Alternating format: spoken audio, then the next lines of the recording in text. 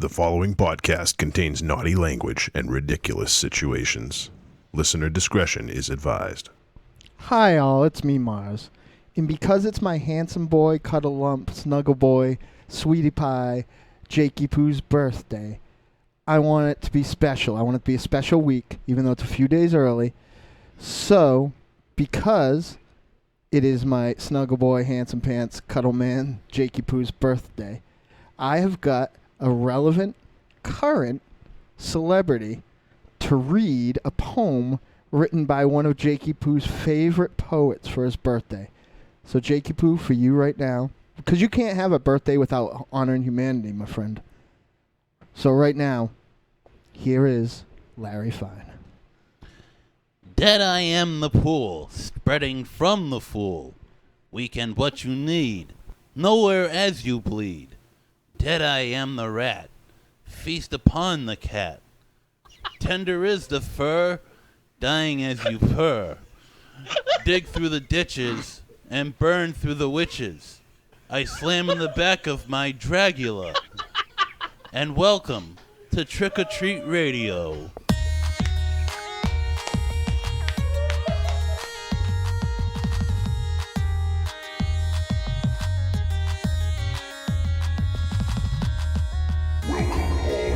Zombies.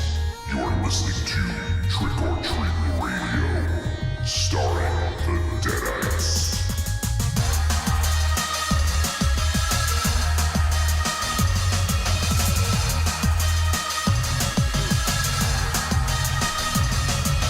Welcome to episode 217 of Trick or Treat Radio. Trick or Treat Radio is a phantasmagorical spin kick straight through the heart of pop culture, navigated by the Deadites. The Deadites are the world's greatest electroshock band. We destroy monsters, we drink booze, we win championship belts, and we have world-renowned celebrities reading poetry to start off our show. That's right. Happy birthday, you muttonhead.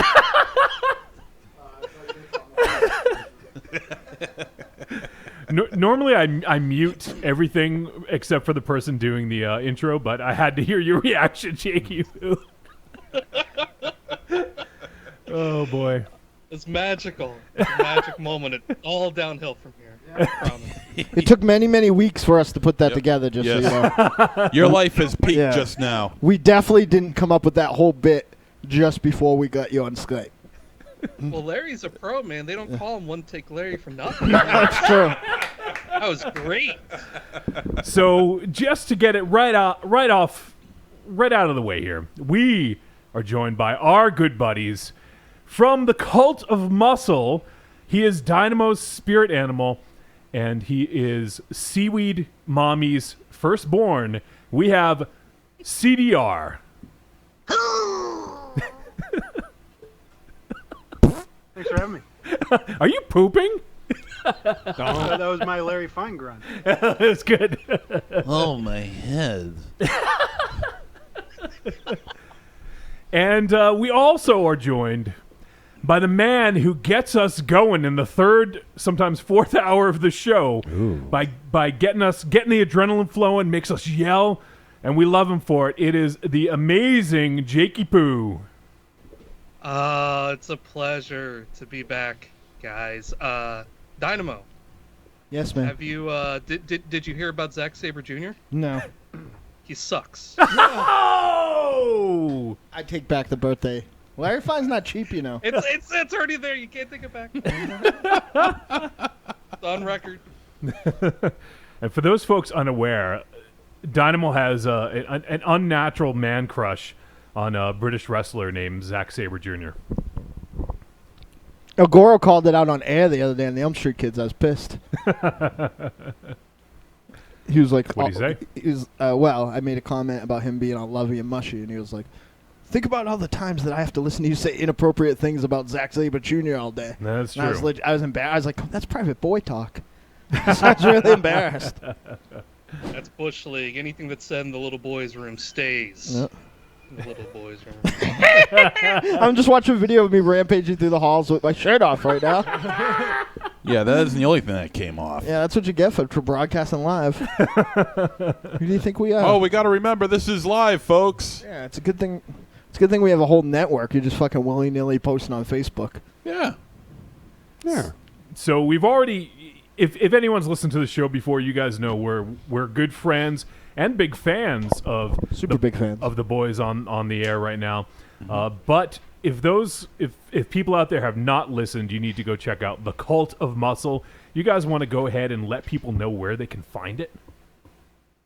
I always do the shilling. You can take the reins there, CDR. You gonna make me do it? Yeah. There's a thing on the internet. You type in the www, you put the dot by it, and then you type in the Google and the .com, and then you go there. And then Wait, you so type it's in Cult of www Muscle, and a whole bunch of stuff will come up related to us. We're on iTunes. I think we got a Tumblr. You're We got a Facebook group. I think that's it. We're on Stitcher. You are. Thankfully, or Mars wouldn't listen. I wouldn't. But as soon as it gets posted and I see it, I stop what I'm doing and listen to at least the lifting part. I get through it all, but I got to check out what the rest of my what I should be watching the rest of my week. So, or reading. So much time of the day. Well, what fucking happens is that this week, 75% of Jakey's what we're lifting showed me what not to watch. But there's a couple I beat him to it, so I wish I had listened to the show first. I feel bad for the folks that are fans of both of our shows, because that's about 8 to 10 hours of entertainment, give or take. They're gluttons for punishment. Yeah. If they're fans of both shows, what else are they doing? Well, that's what I mean. Like, that's it. You can't. If you like us, you know, there's a good 8 hours of your week gone. So. You'll never get it back. No, definitely not. So on tonight's show, let me just run it down. We have asked the awesome dudes over at the Cult of Muscle to join us for a review of Robert Zombie. Is that what you know him as, Jakey? Robert Zombie, Robbie Zombie, Sir Roberto Bob Zombie. Bob Esquire. Zombie. Bobby Yeah, Zombs. Bobby Zombs. There you go. That's a good one. Yeah. So we're going to review the latest flick from Rob Zombie, 31. And this should be an interesting one. If you guys know the Cult of Muscle, you probably have an idea of their predilection for zombies movies, I guess you'd say. And then, later on, we're going to talk to, this is Dynamo dubbed him, the Stan Lee of horror. I both hope he has taken that moniker on and that I am somehow legally owed money for it. Is it meant as an insult or a compliment? A compliment. Fine. How many people has Tony Timpone screwed over in his life? Whoa. That's how, is that where we're going with the No. Stan Lee No. stuff? No. No. Just that, like, he is the face of horror for a Creepy, generation. lecherous old man of horror? No. No. Tony, just turn off and come back when we talk to you.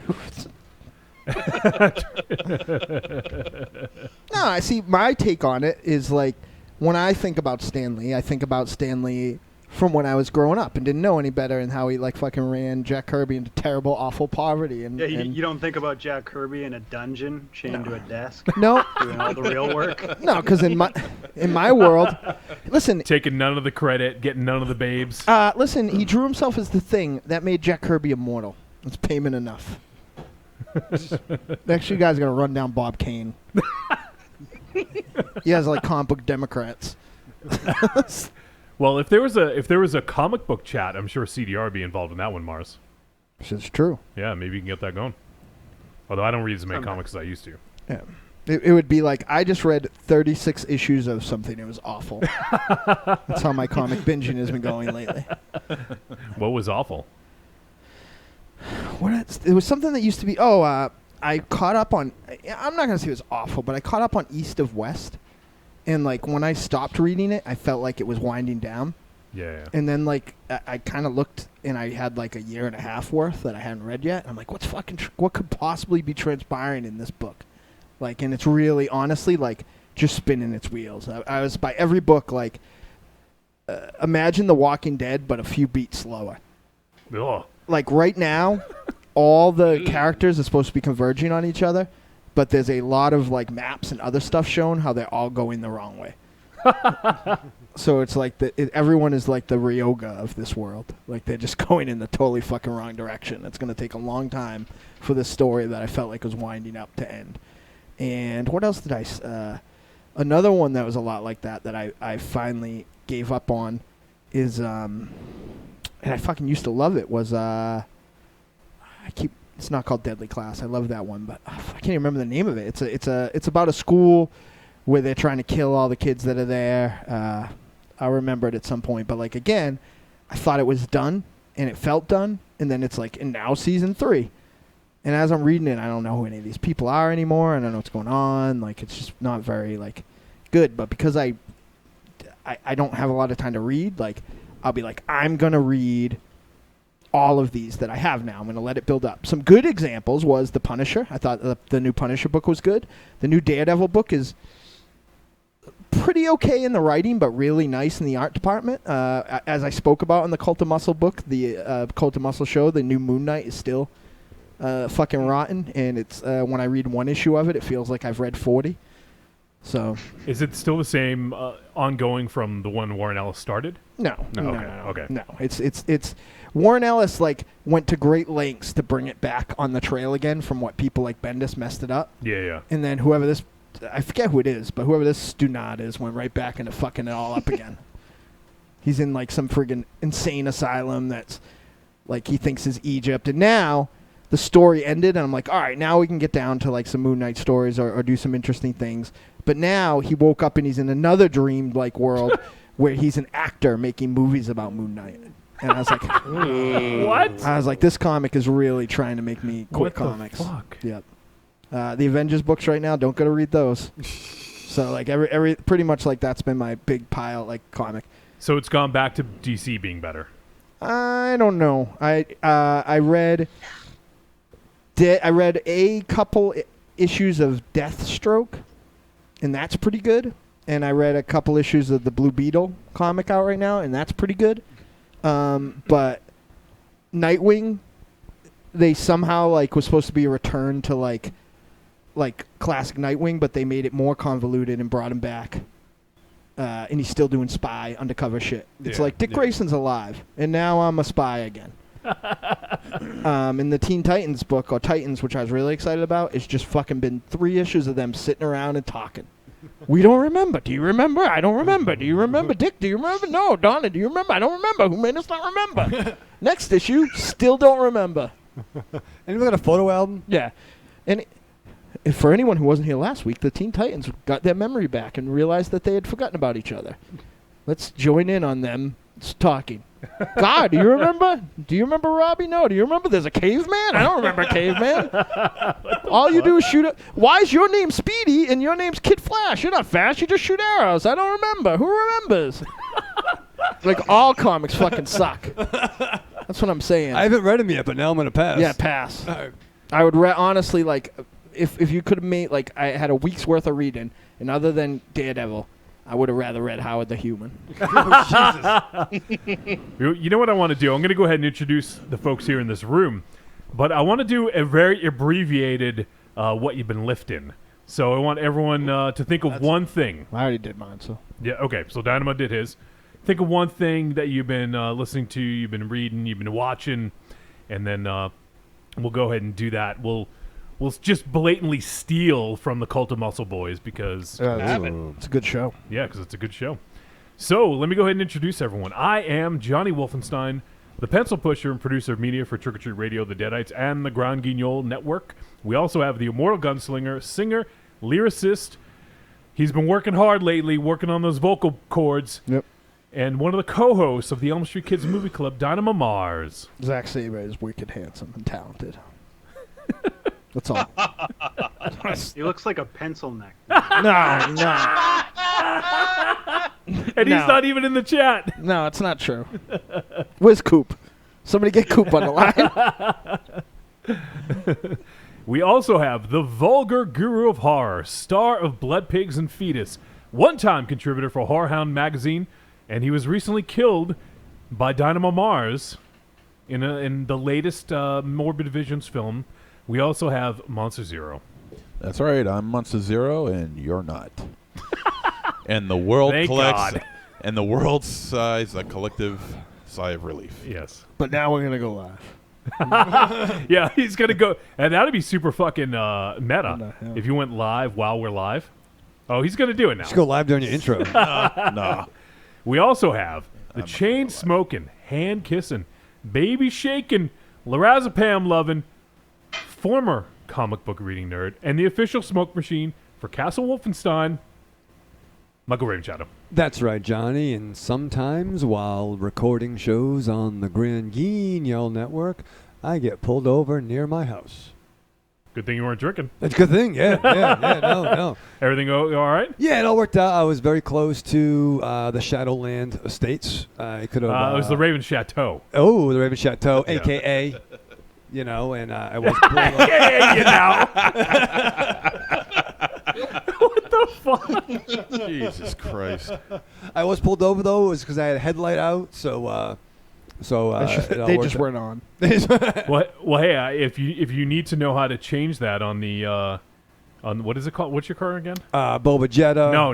A.k.a. Drunk Tank. Drunk Tank. That's it. Drunk tank. A.k.a. the Raven Whip. I don't know. I don't know No. that I would promote that middle one. The first and third ones are bad. Well, here's the thing, Johnny. Here's Drunk the thing. tank is great. Much like Black Sunshine, I worked on my Black Jetta. Yeah. And I went. Black Sunshine? Yeah, it's a Rob Zombie reference. We're doing a film that he's in today. He made a Well, song. he's not in the film. Black Sunshine's a song from El La Sexorcisto. Volume 1. Volume 1. Speaking of which, when's Volume 2 coming out? I don't know, man. I'm still waiting on Airplane 3. Okay, good. So I had a bulb, but here's the thing. I went online. I did the Google. I almost called you, Johnny, actually. I almost did. The Google. But I was able to Google and figure it out and put it in the thing, and it lit up. And it lit up. It lit up. It was pretty good. $13. So here's the thing. I have a 2013 Jetta, Yes. but apparently it was manufactured in 2012. Okay. So I got the $13 part. Had it been in fact an actual 2013 Jetta, $100 Wow. for a light bulb, headlight bulb. No, I don't Yeah. want that. $100? $100. It had some kind of like halogen special stick in it. I'll tell you what sucks about. Wait, are you talking about the light bulb or the whole... The headlight. The headlight itself, Yeah, not yeah. the light bulb. No, the bulb. The bulb. for the Oh, light. this is riveting. Yeah, I'll tell you what sucks about my. You guys get shit. headlights in Canada? Conversation you overhear outside of like a gas station, Texas Chainsaw Massacre. I'll tell you what sucks about my shitty American car. If a headlight goes out, like I got to bring it to the fucking, as Raven Chow would say, shop, Shap.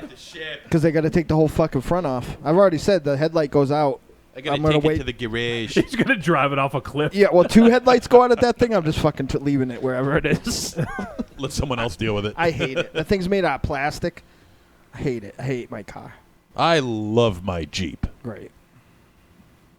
I do. I love my Come, Jeep. please. I'm all fucking done with cars. Okay. I do not want to talk about fucking cars. You under the hood? Yeah, well, I gotta agree with Wolfie. If it's anybody who can't deal with cars anymore, not even counting today, it's you.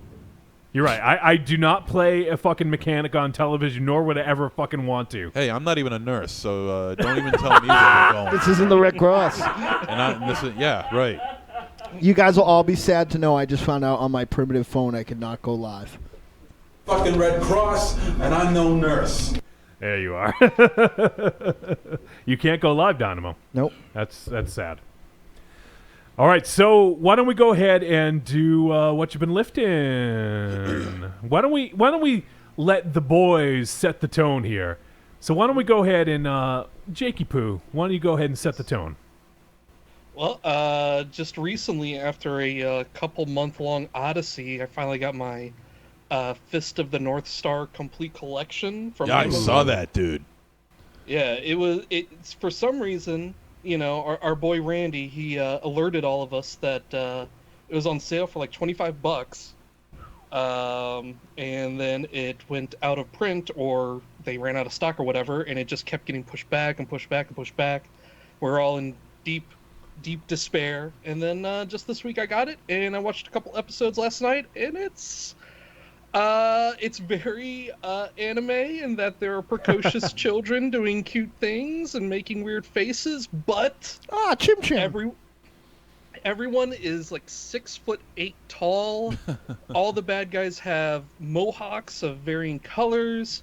Our hero is the original One Punch Man. He just touches you and parts of your body explode. And it's like the perfect time for me when I go on my jogs and my workouts. So it's only 152 episodes long. So I just have 150 more to go. It's a long jog. Yeah.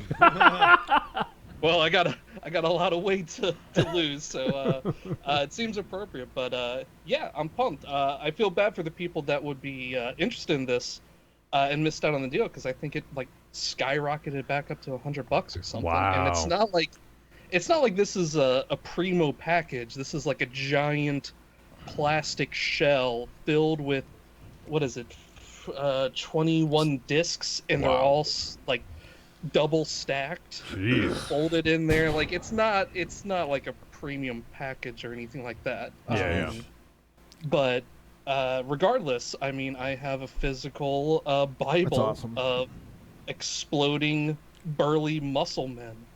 I was always hoping that came out in like I've been collecting the Rama reissues that Viz, I think it was, put out.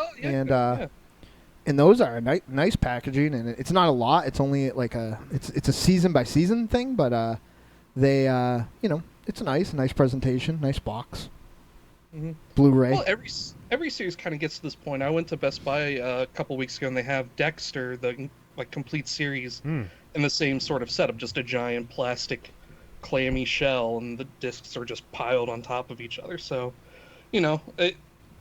physical media is kind of dying, so when you're looking to complete sets like this, people are cutting corners. Yeah. But, it's fun, and I never got past like 20 episodes of this, so I'm anxious to get back into it and discover the buffoonery of it all. Well, there you go. Jakey has set the tone. He's set the pace right now.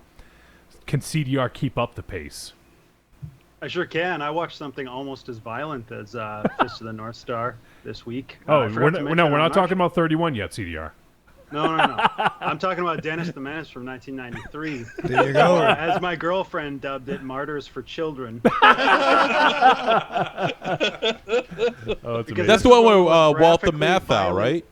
Yeah. It's one of the most graphically violent children's films I've ever seen. I loved it when I was a kid. But Christopher Lloyd is absolutely the most grotesque, disgusting villain ever in a children's film. He plays an old homeless man who rides the rails into town and threatens children with a switchblade and steals their apples. And then Dennis has his way with them under the railroad tracks at the end, just beats the absolute fucking tar out of him for like 25 minutes. He gets a knife in the asshole. He gets what the fuck? This is the greatest film of all time. Pulls down his ass crack. It's the best. It's also produced by John Hughes. Came out just after Home Alone, and I honestly think it's like 1,000 times better than Home Alone. Can I come on and cover this on your show sometime? I'm picking it. I'm gonna pair it up with that terrible Adrian Brody movie that we've been threatening to cover. That's gonna be juicy. Attachment, the Adrian Brody substitute teacher movie. What? Everyone should run out and see it. Is that the one where they think that he did sex with a minor? I think that might be a subplot. Yeah. It's directed by Tony Kaye, the guy who did American History X. Yeah, don't watch that. Like 40,000 times as heavy-handed as American History X is. It's awesome. Everyone should watch it. All right, Raven Shadow, what you been lifting, buddy? About 220 to 640. 220 ounces. Yeah, I was gonna say 220 ounces. Yeah. No, I mean I'm kind doing of 40 hands. Yeah, Trying man. 40 hands this week. It's nice. Edward 40 Hands. Yes, that's a fucking movie. Maybe I'm late because everyone binge watches it, but I finally finished Daredevil season 2, and I fucking love it. I just fucking love it, and I just been thinking about Daredevil for about 2 weeks. Even Punisher's weird, ugly fucking nose. I love the Punisher. I thought he was great as I Frank. hate Shane. You love Shane. No, I fucking hate him. No, he What? does. He I loves do. Shane. You Yeah, I know. seriously gonna dump on Barenthal now? What is your deal with Thank like you, awesome CDR. dudes? And I don't Yeah. like him. Scared of manly men. I didn't like him at all. I don't like him in fucking Barenthal's fucking awesome. Walking Dead. He should get a nose job. He can afford Seen it. Fury? No. Good in Fury. I- Check out Fury. He's in like war movies, real people doing No, real I things. like Fury is like me porn, but every time I sit down and watch it, something happens. I love tanks. I love them. If I had a tank, my life would be very different right now. You shop at tanks. Yeah. But no, I do love the Punisher. I thought Matt was awesome. The Hand running amok. I just fucking love that show. You like the Elektra? Like how they went with Elektra? I was never really the biggest Elektra fan. Mm. So when I started reading Daredevil, she was like at least dead the first time. So I don't have a lot of emotional attachment to the character. So I thought she was fine for what it was. I was a little, Okay. you know what I mean? So like, I know there's some hardcore Elektra fans that might think otherwise, but for me, I was never very close. I just to missed her too, actually. She was like an afterthought. Yeah. Like what I got to do. It was that Anne, what's her name? Anne Necessity, and I can't remember who was drawing it, but it's fucking awesome. Like I was more of a mark. JR? Yeah. Yeah. JR with him. Right. Like They I had was Crossbow. Yeah, I was more of a mark for Typhoid Mary. Yeah, right. You know what I mean? That was later on. There was a great during that run. There was that one-off that Harlan Ellison wrote, "The Most Dangerous Night of My Life," maybe the best single comic of all time. I think I have that one. No, it is good. Yeah, you do. The first one, and what's her name wrote, and it has a little girl, like a Girl Scout. Help me, Mr. Daredevil, help me! And he goes and finds her. And there's the second one, like he goes into fucking haunted, like a saw house.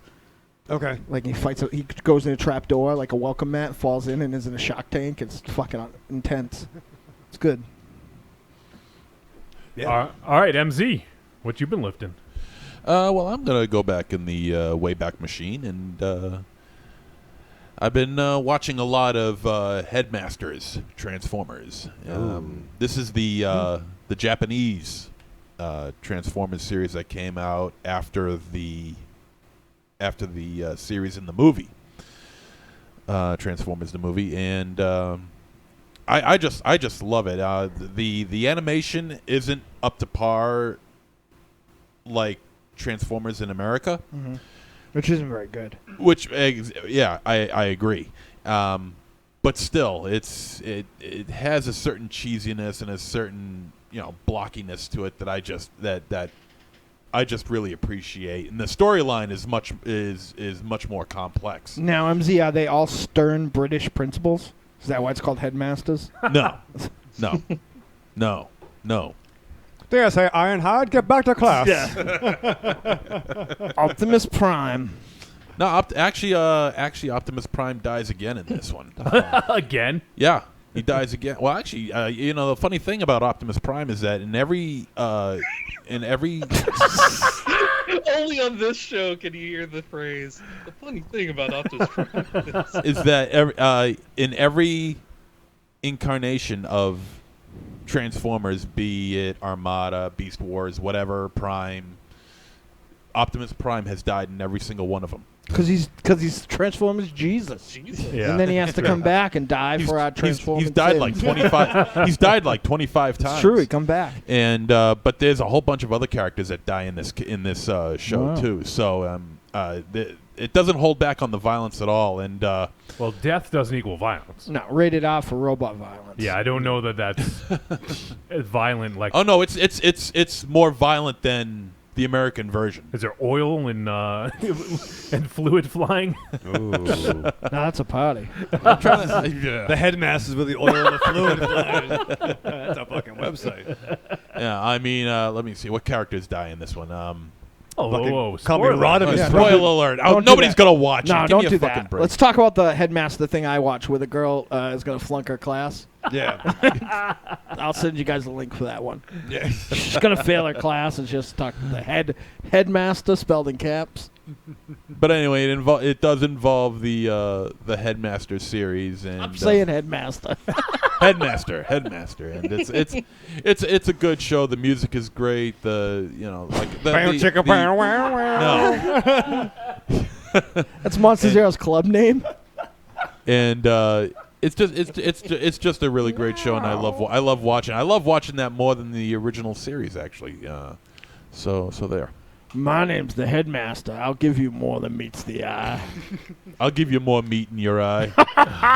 Yowie. Well, we should probably. I'll do mine real quick, and then we should probably wrap this up because we have to. I want to make sure we get enough time to talk about the movie, and we do have an interview coming up. So for everyone out there, once again, we're going to be talking 31, and then we're talking to Tony Timpone a little bit later. But for me, I guess I'll go with. I watched The Conjuring 2. Not really a deep cut. I just didn't have much time to watch a ton this week. And I actually liked it better than I anticipated. And I think I liked it better than the first. Mars, I know you talked about this on Elm Street, right? Yeah. I know you guys ended up talking more about Yeah, for some reason I was alone. I felt like, like those Warrens are scumbags, right? And then it was like crickets. But did you like the flick? I was so with it. Like I don't. It definitely was a little long. It was certainly long. It had 2 hours 20 minutes, I think, or something. It had a really asshole last 20 minutes. That's for sure. Like it was like fuck. Like I know you've been paying attention the whole time, but we're running out of time, so we're just gonna fucking speed this up. So that dumb. Like I like the idea that it was partially practical, but like that dumb fucking Daddy Longlegs guy. Like I thought that guy was stupid. Oh, the Crooked Man. Crooked Man, yeah. He looked like the West Coast Avengers villain, Daddy Longlegs. Well, that was played by Javier Botet, to the dude who played Mama and then was also in The Other Side of the Door. Right. That weird-looking dude. He has an incredible career trajectory. Has anyone else seen The Conjuring 2? No. Not yet, but it's on my radar. Yep. What'd you guys think, CDR and Jakey? It's a big wet fart. I liked it. You liked it, Jakey? Yeah, I liked it. Yeah, I thought it was definitely better than I guess I had low expectations because I thought the first one was just okay.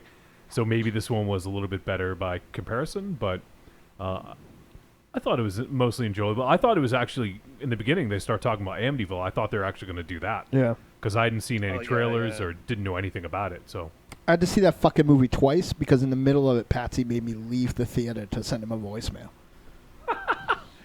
Why didn't you say fuck off? I don't know. All I know is that I came back and it was a different movie. Somebody was singing Elvis.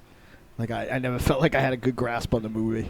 Like after that, little did I know that when I went back and saw it, they just hit a point where they're like, I don't give a fuck anymore. So that is what's going on. That's our what we've been lifting. And Raven Shadow, we got to pay the bills a little bit here. So before we do that, though, we do have this fundraiser still going on. If you guys want to jump in on that, go to trickortreatradio.com, click on the ticket. It says Grand Guignol Fundraiser, and it'll list everything, what the money's for, what you get, all that good stuff. And then there's also some posters. For every $25 you give, you get a poster.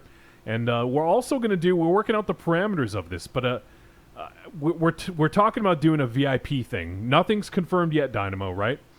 Nope. But we're thinking about doing, so if anyone out there is going to Rock and Shock and to the Deadites show, if you guys would be interested in some sort of VIP action, let us know, because I'd be curious to see if anyone would actually be interested in this, where you get to come spend some time with us. We'll get your ticket to Rock and Shock. We'll get your ticket to the Deadites show. Obviously, Take you to dinner. Take you to dinner. Rim job from MZ. Rim job. Whoa. Yeah, and I never agreed to that. Is it you come to dinner with us? Well, we're going to get a spread.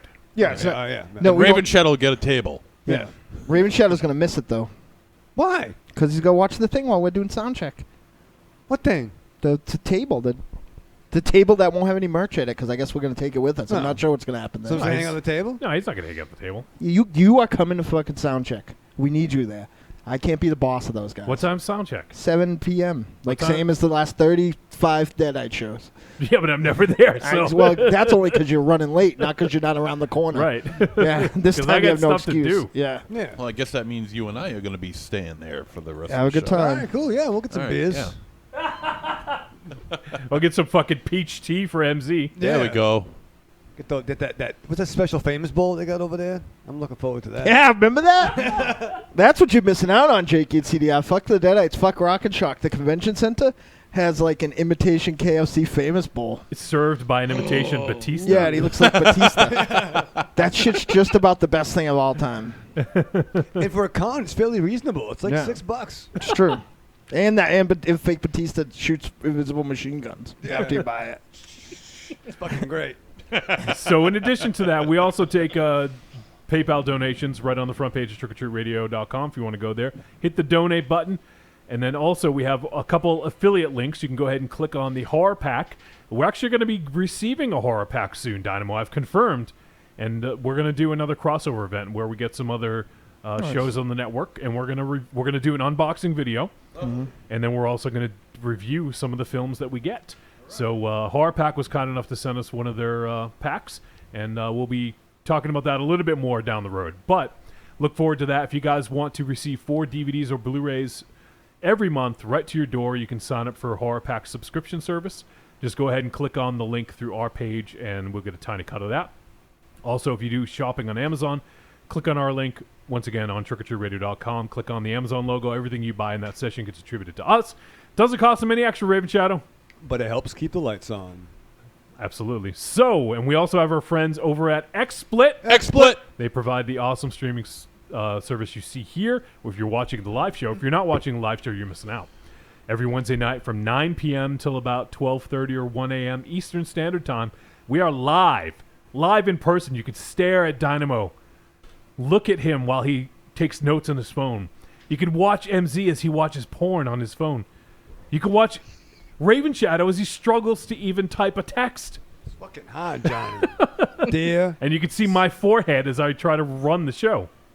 So there you go. If that sounds exciting to you, you should tune in on Wednesday nights. And you can also take part in the chat room. What the fuck is that? What is going on? I think he just saw the picture from like 25 minutes ago.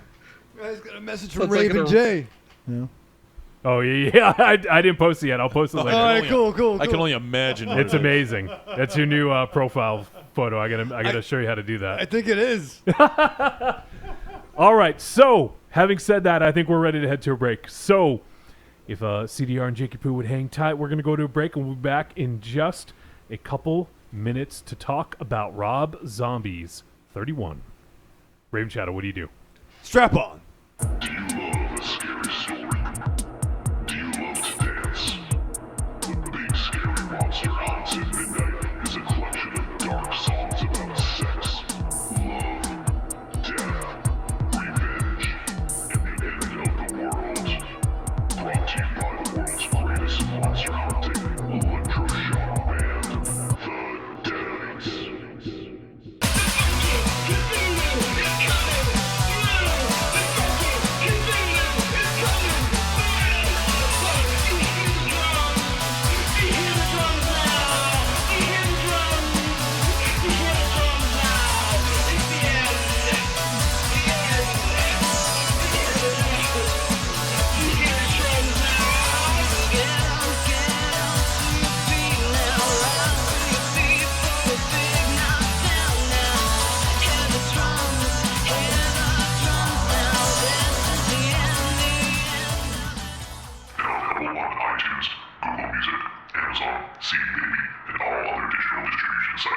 Worcester, Massachusetts, a barren wasteland of dull.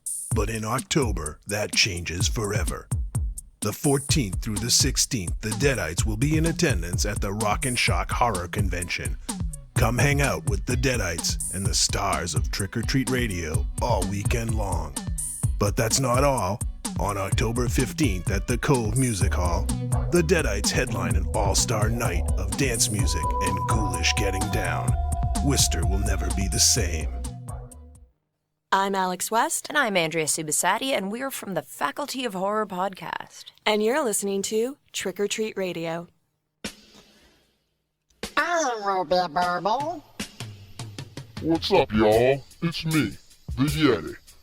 Telling all the ladies that they couldn't be more fine and that we should knock those boots like Frankenstein. When I want to get my nerd on, I go to Facebook and I go to the Trick or Treat Radio Facebook group. That's the place where I get to talk about all the hip new horror movies, all the cool comics, Like comics. RPGs, video games, you name it, we're talking about shit on there. And you could not be any cooler if you were the coolest kid in school. Be the first kid on your block to swing their cock over at the Trick or Treat Radio Facebook group. Just go to Facebook, search for Trick or Treat Radio, ask to join, and it's like Nerd Nirvana, baby, without the shotgun blast. This is the Yeti, signing out. See you at the Trick or Treat Radio Facebook group. Follow us on Twitter at the Deadites, thedeadites.com, and trickortreatradio.com.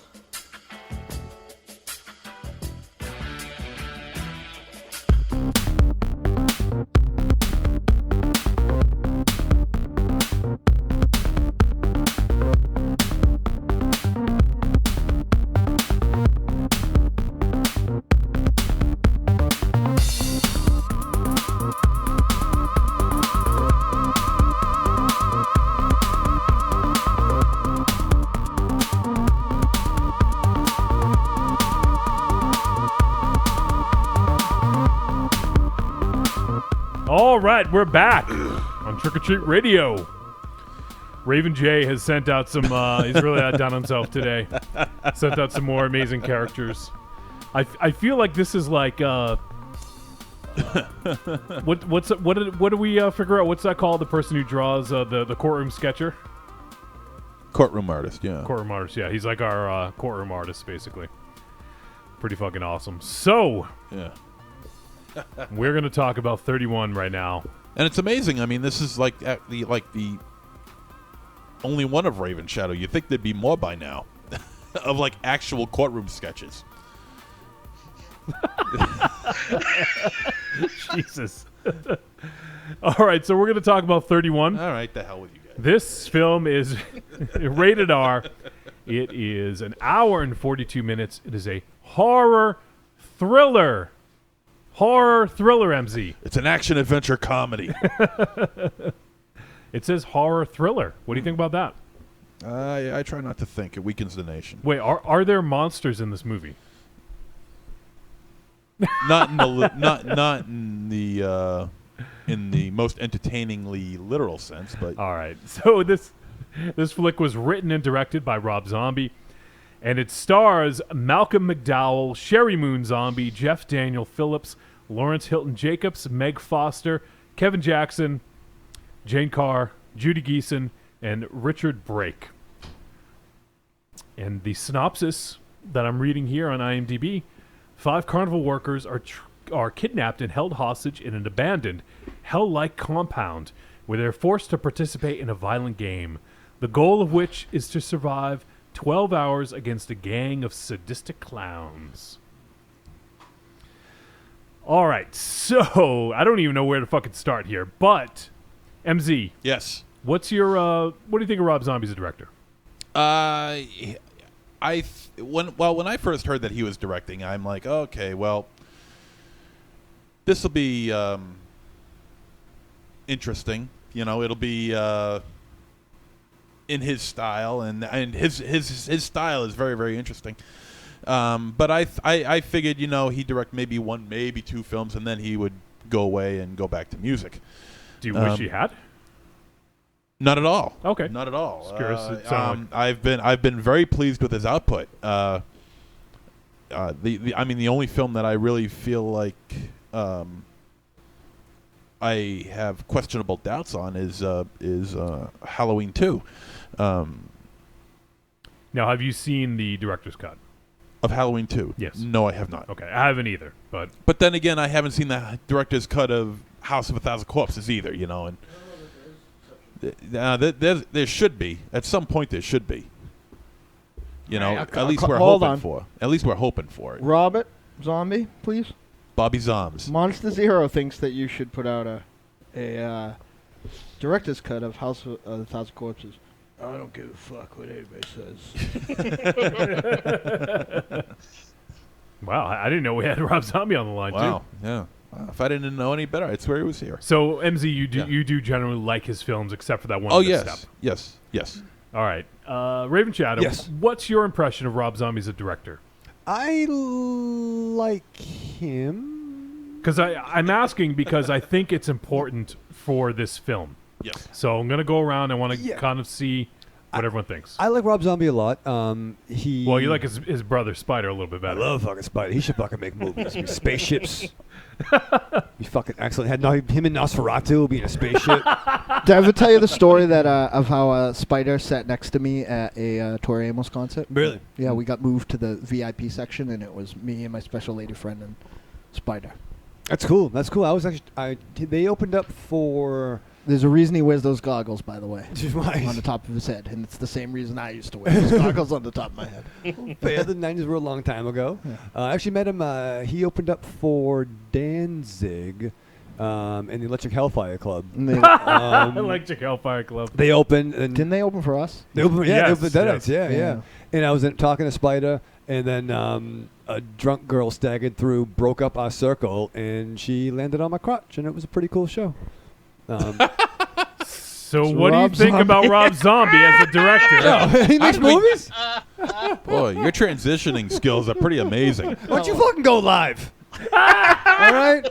From fucking live from Walmart, it's MZ. I'm buying fucking underwear. My beard grew back. No. I love Rejects. Rejects is a fucking down and dirty. Obviously. Well, you are one. At 2, Johnny. I did not like Lords of Salem. And Well, I'm not asking you to go through the discography. You're asking me questions. Why do you ask him anything? CDR, Jakey-Poo, can I come on your show? Of course. Thank you. We'll fucking it's called the fucking discussion Cult podcast. of muscle, not the cult of gristle. I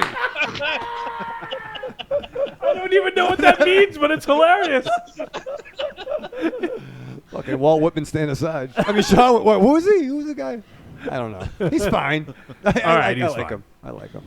All right, so I'm going to say, I up to this point, I've been a fan of his work. I enjoyed his early films. Halloween was, I think, half a good film, and then Halloween 2 I just wasn't crazy about. But I also saw it in theater and have not seen the director's cut that everyone's raving about. But I still don't know how that could save it. I just want to say for the record that I'm not raving about it.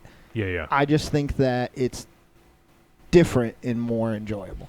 Okay, sure. It's like I feel like it's a pretty different movie. Yeah. I did like Lords of Salem, which, aside from Devil's Rejects, is probably my favorite of his. Yeah, I would agree. Lords of Salem is a fantastic flick. Yeah, I like it a lot. So, heading into this, I was excited, and I liked the cast. And I think it had a really interesting cast. So I was looking forward to checking this out. Marsman, how about yourself? I've liked everything he's done. Like if you made me get rid of two things, it would be Super Bistro and Halloween 2. El Super Bisto? Yeah. Yep. And Halloween 2? Yeah. But I mean... everything else, you're cool. Yeah, I have Halloween... let's put it this way. I never would have bought Halloween 2 even after Joe DeCanio had me watch the director's cut, and I liked it a lot more. But I got it in that big mega box. So... Okay. I don't feel like... and we'll talk a little bit more about this. My overall take of Halloween 2 was that it was a paycheck for him. And he wasn't very protective of it when they started making a mess of it. So Yeah. All right, well, let's head over to the Cult of Muscle Boys. And Jakey-Poo, what's your impression of Bob Zombie? Well, like Dynamo, I'm a big fan of the Super Bistro. They've got big sandwiches, some really good soups. Super Bistro! Is that what I said? Yes. You did. I was wondering if someone was going to point that out. I think we have an episode title. Yep, thank you. Dig through the lettuce and burn. Chow Daddy's El Super Bistro. Yeah, there you go. There you go. And the There you black go. olives. There you go. There you go. Yeah. Oh, shit.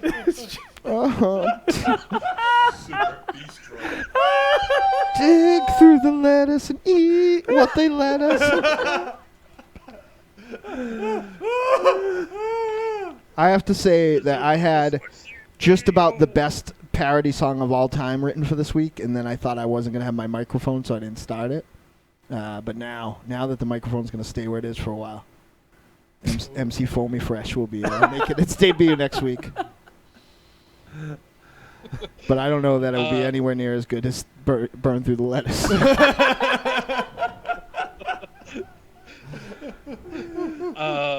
But as for his movies, I didn't like House of a Thousand Corpses that much, and when I watched Devil's Rejects, I'd appreciate it, but from then on out, I progressively disliked his films more and more. But I up until Lords of Salem, I had held out, hey, he's he's still finding his legs. There's a good movie in him. That was kind of what I maintained for a while, and then I saw Lords of Salem, and at that point, it kind of crystallized in my brain that I think he is a terrible filmmaker.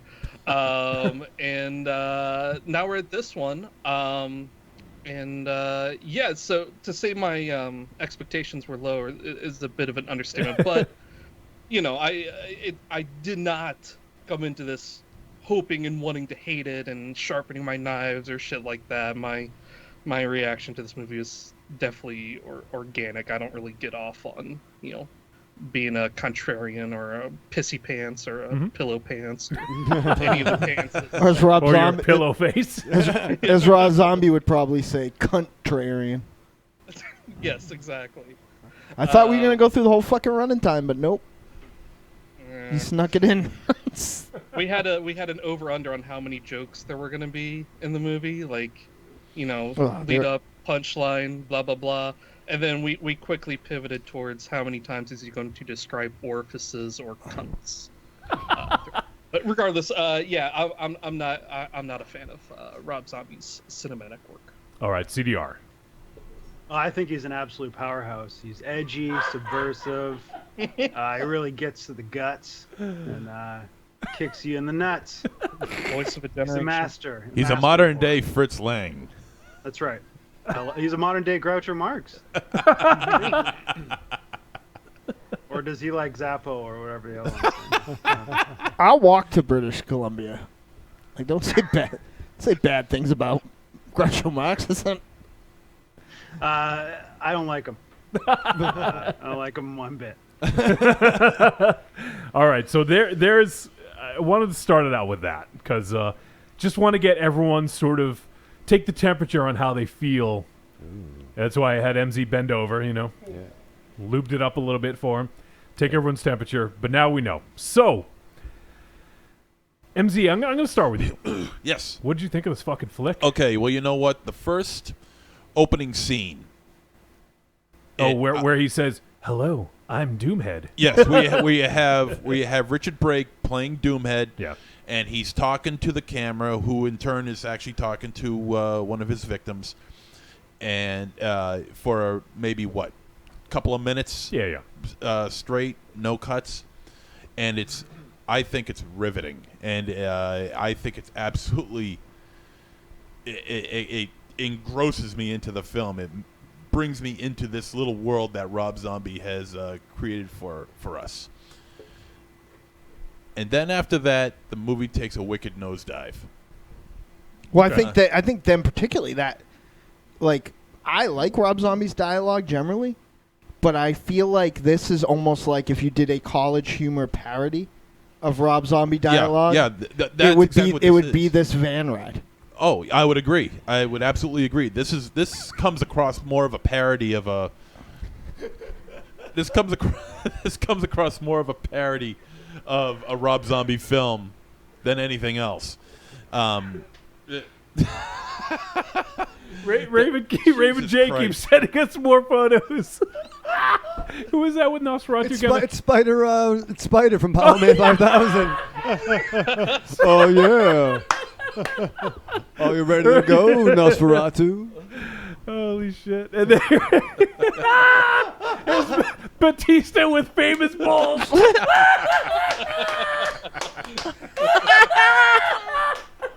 Holy shit, Raven J. Oh man, This guy's the best. we're gonna get Raven J in the studio to do live sketches. Right? Jakey, here's what I'll do. I'll order Yeah. one of those at Rocket Truck. I'll mail it to you. This probably Yeah. will be okay. We got to get him in the studio somehow. Raven J, save your money and buy a ticket. But no, sorry to interrupt you, MZ. But I think that I don't think I was quite as on board as you were with that opening monologue. But I felt like I wasn't really on board either. But I was dialed in. I think that I think I would have been right. I think there was a point where I was right where MZ was, and then it went on for like 6 more minutes. And I was like, I was like, all right, enough with the fucking cockroaches already, dude. Like, man. Yeah, I could have taken a little bit less of that. Yeah, but I feel like I agree too. You can hear his gears grinding with his dialogue. Like you could hear him just sitting there chewing his pencil. Like the worst line in that opening is like the defining line, which is the popcorn. The popcorn. I don't know what does that mean. Yeah, I don't know that anyone says that. Absolute nonsense. Yeah. Yeah. It's like if someone dropped David Mamet on his head and then tried to write a horror film. Like I kind of get what he was going for, but it didn't. I don't know. Quite make sense. It was almost like a line from X-Men. It's from that opening scene that pretty much tells you that the rest of the film is pretty much going to suck. Wow. Like I said, I like the opening scene. I like the black and white grisliness of it all, and the close up, speaking right to the camera, and it's at time it for a short running time it could be pretty unsettling, and I found short this to be running true. time, but in the overall aspect of everything. But I mean, after that, the film, like I said, the film takes a wicked downturn, and it plays itself as a parody, like Dynamo was. Well, I was gonna say the same thing. Sorry to cut you off, but I'm used to it. I'm gonna echo pretty much what you're saying. Is that this is? I almost feel, and I don't know for sure, but I almost feel that this is a big fuck you. Rob tried to get. I do too. I thought I was gonna say I thought it was crazy. Zombie was trying to get some more serious films made, right? He was trying to do the Broad Street Bullies. He was trying to do that other one. What was it? With the dinosaur T-Rex or something like that. Yeah. And it just seems like nothing could get off the ground. I have a feeling people were telling him, "Oh, well, you're just a gore horror director. That's what you are." And then he probably was like, "Okay, if you think that's what I am, that's what I'm going to give you." Well, there's a quote that people kept telling me from the Q&A, and I think Hornsby might have brought it up. I where read that too, yeah. Where he essentially says like, I could probably get any stupid horror movie off the ground. Yeah. Well, here it is. And like he literally like, so you go from that opening transition where they're like fucking rapping in the van there, and then you go, like I don't know, like he already falls into. I'm going to quote another one of our peers, and I never do this, but it's pretty much my whole feeling about this movie. And it's Kevin Hornsby, who I think is a great film reviewer on the Radio Violente podcast. And I was holding out till I saw it to listen, and I listened last night. And I thought this ahead of time, but he was much more concise about it.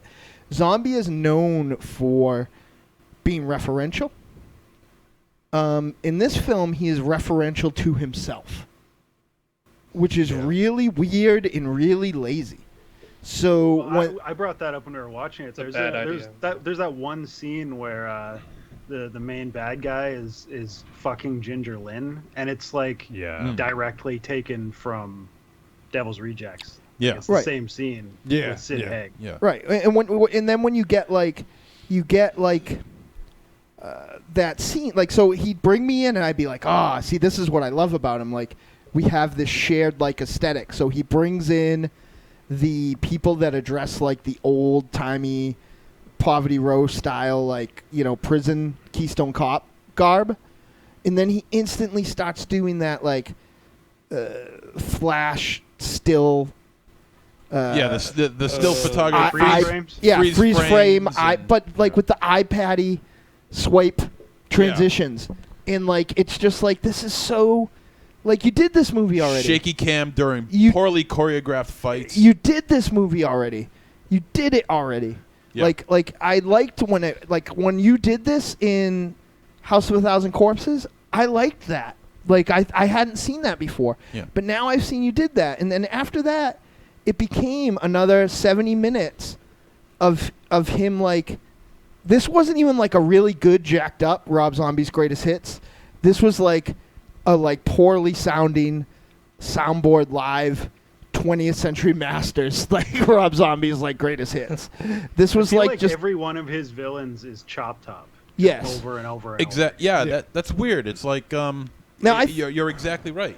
I think Doomhead was cool and Yes. like had something to him, but like he was totally made irrelevant. Like everything about this was so fucking lazy. Like, how did these fucking killers kill anybody ever? Yeah. These were the worst fucking killers of all time. Right. Like, how did they all kill break down anyone? and cry right before they're taken out. Yeah. How did they kill anyone? And I'm repeating a joke that I said in the chat today, so I'm calling it out so you guys don't think I'm wankers. But like, was my copy of this on VOD broken? Because I had heard this was fucking gory. Yeah. Right? Like, this wasn't that Yeah, gory. it's not. No, it's not. No, watch fucking Baskin. Even watch a Fulci film. You know what I mean? Like, Yeah. like I just think that like I am not. I was not bored while I was watching this because I like Rob Zombie, but when it ended, it didn't matter to me because it was like if like someone showed me another version of an album I already have 3 times. You know what I mean? I'm like, I don't need this or again. Like, you know, like thanks for playing it for me, but I'm not gonna go buy it or I don't need it again. Well, that's just it. It's like you know, he came out with House of a Thousand Corpses, and then in between that time and now, there are so many references to House of a Thousand Corpses in so many other films. I don't think horror it's that. films. You know, they just borrow ideas from that film. That I mean, we've already seen this time and time again. But oughtn't he be aware then? Do you know what I mean? Like, I don't think he would care. Well, obviously not because He wouldn't care. he put it out, right? Yeah.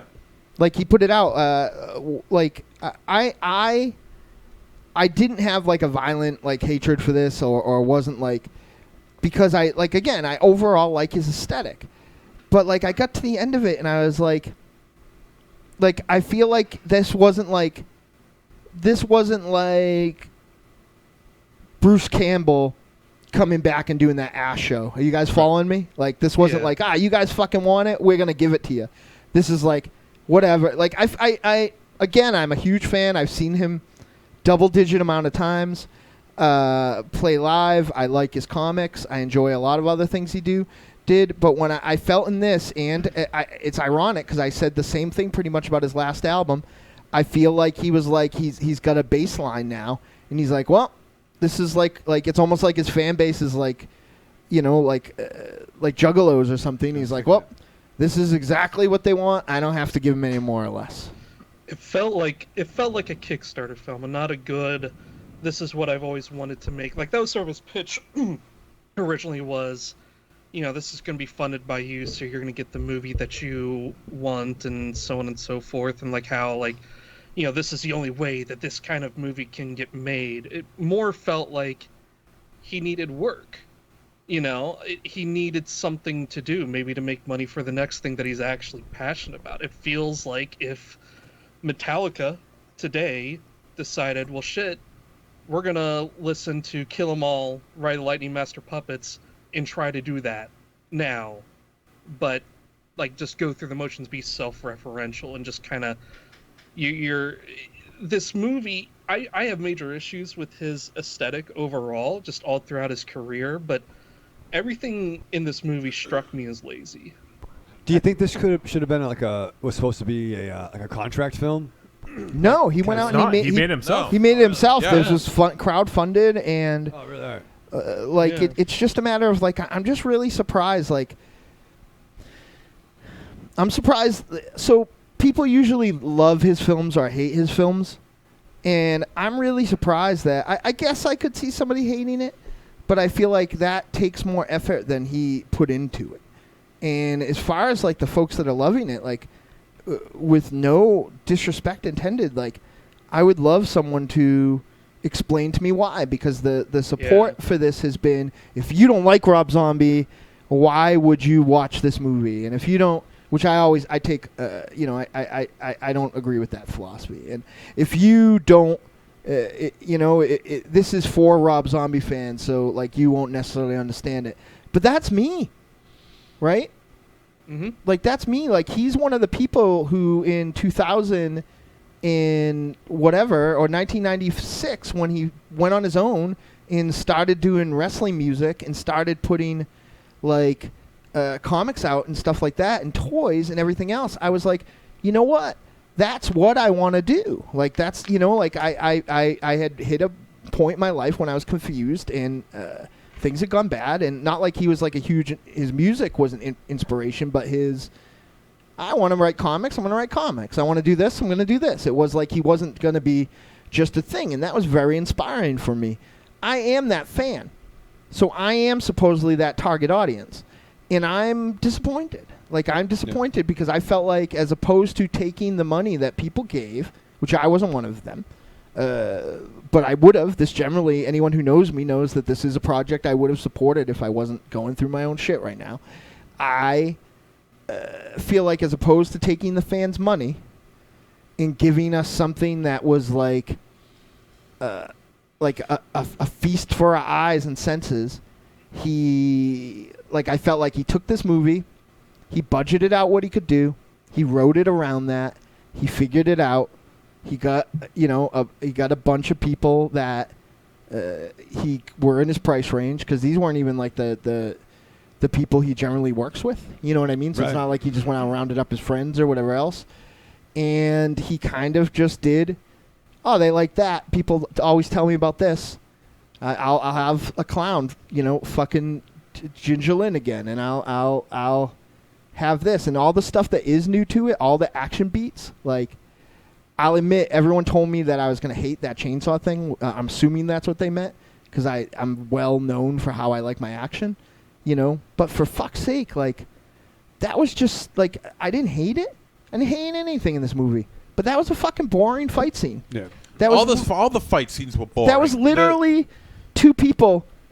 Like, it was like a fucking Balls Mahoney, Steve Carino chair fight. Like, it was like fucking two guys like just swinging those two things right in the middle and hit it in perfect time. They weren't trying to hit each other. The fucking Big Tooth McGinty and that weird looking clown guy were like just fucking swinging that. So his fucking whatever weapon battle royal weapon he got in the chainsaw would like fucking hit each other. What are you doing? Just I don't know what he's doing, but he's right. It was everything about this film is considerably lazy, and it definitely shows on film, especially the fight scenes. They were poorly choreographed, and they used a shaky cam method to make it look like there's more shit going on than what's really happening. I hate. Which I don't mind sometimes. This was probably done the worst I've ever seen. And let's talk That's about the only way he knows how to build suspense, though, is he ramps up the percussion on the soundtrack. Yep. He starts shaking the camera and has people scream a lot. Yeah, let's talk. Literally what it is. Let's talk about the sets or the lack thereof. Mm-hmm. The Boiler Room movie. Yeah, like it was a Boiler Room movie. Like when you think clowns, they had that one set piece with the psycho clowns with the chainsaws, and that was the only clown-related thing. Like, why doesn't this take place in a funhouse? Wouldn't that be more exciting? Yeah. Was it just money? Look, we're still trying to figure out. We're still trying to figure out why it takes place on Halloween. I mean, it has that's just what they do. Yeah, he did say that that's a night that more people go missing. I get that. That's fine. I suppose. I mean, but it is a very, very small part. Why didn't it happen in Funhouse? Why did these people work at a carnival? Like they didn't. There was like they just could have said that they were firefighters or like astronauts or anything. Like it didn't. It didn't matter. Probably to give him a reason to be on the road. And I guess. Yeah, I think that's why his excuse to get that like quote unquote colorful group of people. And family wouldn't look for him. And also to probably make the van look the way it did, right? Oh yeah, sure. Not that he needed. I will it. admit that finally Sherry Moon Zombie looks like somebody from the 70s. As far as wardrobe goes, with her involved, I think she looked fantastic. I thought she was fine in this. I gotta say, she's not much of an actress, but I thought she looked really good. Looked the part. So she brings That up hair, man. That hair. she brings up 2 points for me about this movie. Number one, how predictable was it that she was the final girl? Okay, come on. Yeah. Oh, come on. All I kept saying throughout the entire movie is, why the fuck isn't Meg Foster the final girl? Right. She's obviously been pumping weights for this movie. Yeah. She Her looked good. arms Yeah. are insane. She's the best part of the movie. in my opinion. And I don't think it's a spoiler. It's a Rob Zombie movie. Of course, his wife is going to be very prominently featured. So to me, I really wish that he kind of like had subverted our expectations and had her like barely in this movie. I would have applauded that, and it would have definitely threw me off because I don't expect that from him. He wouldn't though, because we like Sherry Moon Zombie, right? No. Well, no, but that's like that's like what he. Now, Like I know things. I know it's his wife and his muse, I think he said, but there was never any question in my mind what would happen to her happened to her. There was never a question in anybody's mind. If you got 2 working brain cells, you know that she's going to be the final girl in the film. How did anybody get killed though? These killers were sucky killers. They were terrible. Spoilers: even the last killer didn't kill. They sucked. And also, so he procrastinated, for Christ's sake. And let me preface this by saying not every major character in a movie needs to have an arc or some sort of character development. That doesn't need to be done in every movie, but I think there need to be motives and actions that make sense and make it believable in the world that the movie is building. And Sherry Moon's character Charlie, she made this leap to me of being this blood-hungry killer, and it was way too much for me. I just completely took me out. The way she's introduced, or the way that she's handles, like, she's terrified of the Spanish Nazi midget. Right, she's got a fucking bat. She has like 7 feet of range on him, and she's the amount powering. of time it takes for them to take down that midget is ridiculous. Right. And then after that, she turns into Betty Badass, and it feels so contrived because she's like the one that's able to get a handle when the chainsaw dudes pop up, and then but like Dynamo said, like, none of these guys are very good at anything. They all suck. They're all pretty damn terrible. Even the main guy, Doomhead, what does he do? He sneaks up behind someone, and then somebody runs at him. Then he gets all chatty. Now, and then he gets super chatty. I will say, I think my favorite part. Meg Foster is definitely up there, but I think Richard Brake was the best part about this movie. Absolutely. I wasn't crazy about his character per se, but I thought his performance was fine. And he also, Ravechild, you're gonna like this one. He was Joe Chill in Batman Begins. The guy in the group with like the long hair. Joe Chill, wasn't he the one that killed Bruce's parents? Oh no, I know that, but in the movie, who was? Oh, he's Doomhead, the main dude. Okay. Oh, really? Yeah, Okay, I totally said that. Yeah. He was great. He was then great. he also, for those Game of Thrones fans, played one of the prominent White Walkers as the Night King. So people have seen him in things. Yo, Freddie Boom Boom Washington. I know, right? Motherfucker. Yeah. I'm like, is that Freddie Boom Boom? Yeah. Who I gotta tell you. He looked good, looks right? Really good for someone who's 63. He's 63. He Holy looks shit. fucking amazing. He looked in his 40s or something. Yeah. What about, speaking of people that don't look their age, what about Daly? No she shit. looks amazing. Jesus Christ on a 50, cross. She's 55. Yeah, and I saw her in real life, and like she looked probably better than she looked in the movie. Like, it's ridiculous. Yum. Gross. Jesus. Never do that again. Yeah, Douche please. chills. I know the answer, but I'm gonna maybe pull the rug out from under you. So CDR. Yeah. Is this a irredeemable script? Yeah. What if this was say Giraffe Evans 31? Gareth Evans. Sure, yeah. Well, Like if he directed, he's not all going to the know. action He directs. No. scenes. But Giraffe what I'm saying is, how much of this is like, how much of the this is a film is just lazy, right? Like, because there wasn't much more to the raid. I have of all of his work is his writing. Like, he overwrites everything. It all feels contrived. It's all excessive and obnoxious, and none of his characters feel like real people. They all feel like caricatures. And even when they do, he like ends up fucking it up somewhere along the line. And I just like every single I think he's a decent filmmaker from a stylistic standpoint. I agree. He doesn't have any range. Is my main issue with him is he has zero range. He just like the fact that he turns the Halloween movies into a white trash party, like a Juggalo party. Like those movies should feel different from the rest of his stuff. Like they shouldn't just feel like the same movie with Michael Myers in it. This reminds like the fact that Laurie is fingering donuts and shit. Right. In the first one, like she's supposed to be like the final girl, like prude one. Yeah, see that didn't necessarily bother me because it's just a different aesthetic. Well, it bothers me that she's like totally unlikable. Yeah. Thoroughly unlikable. She's kind of likable in the first one. On the second one, she's shrill and hateful and stupid.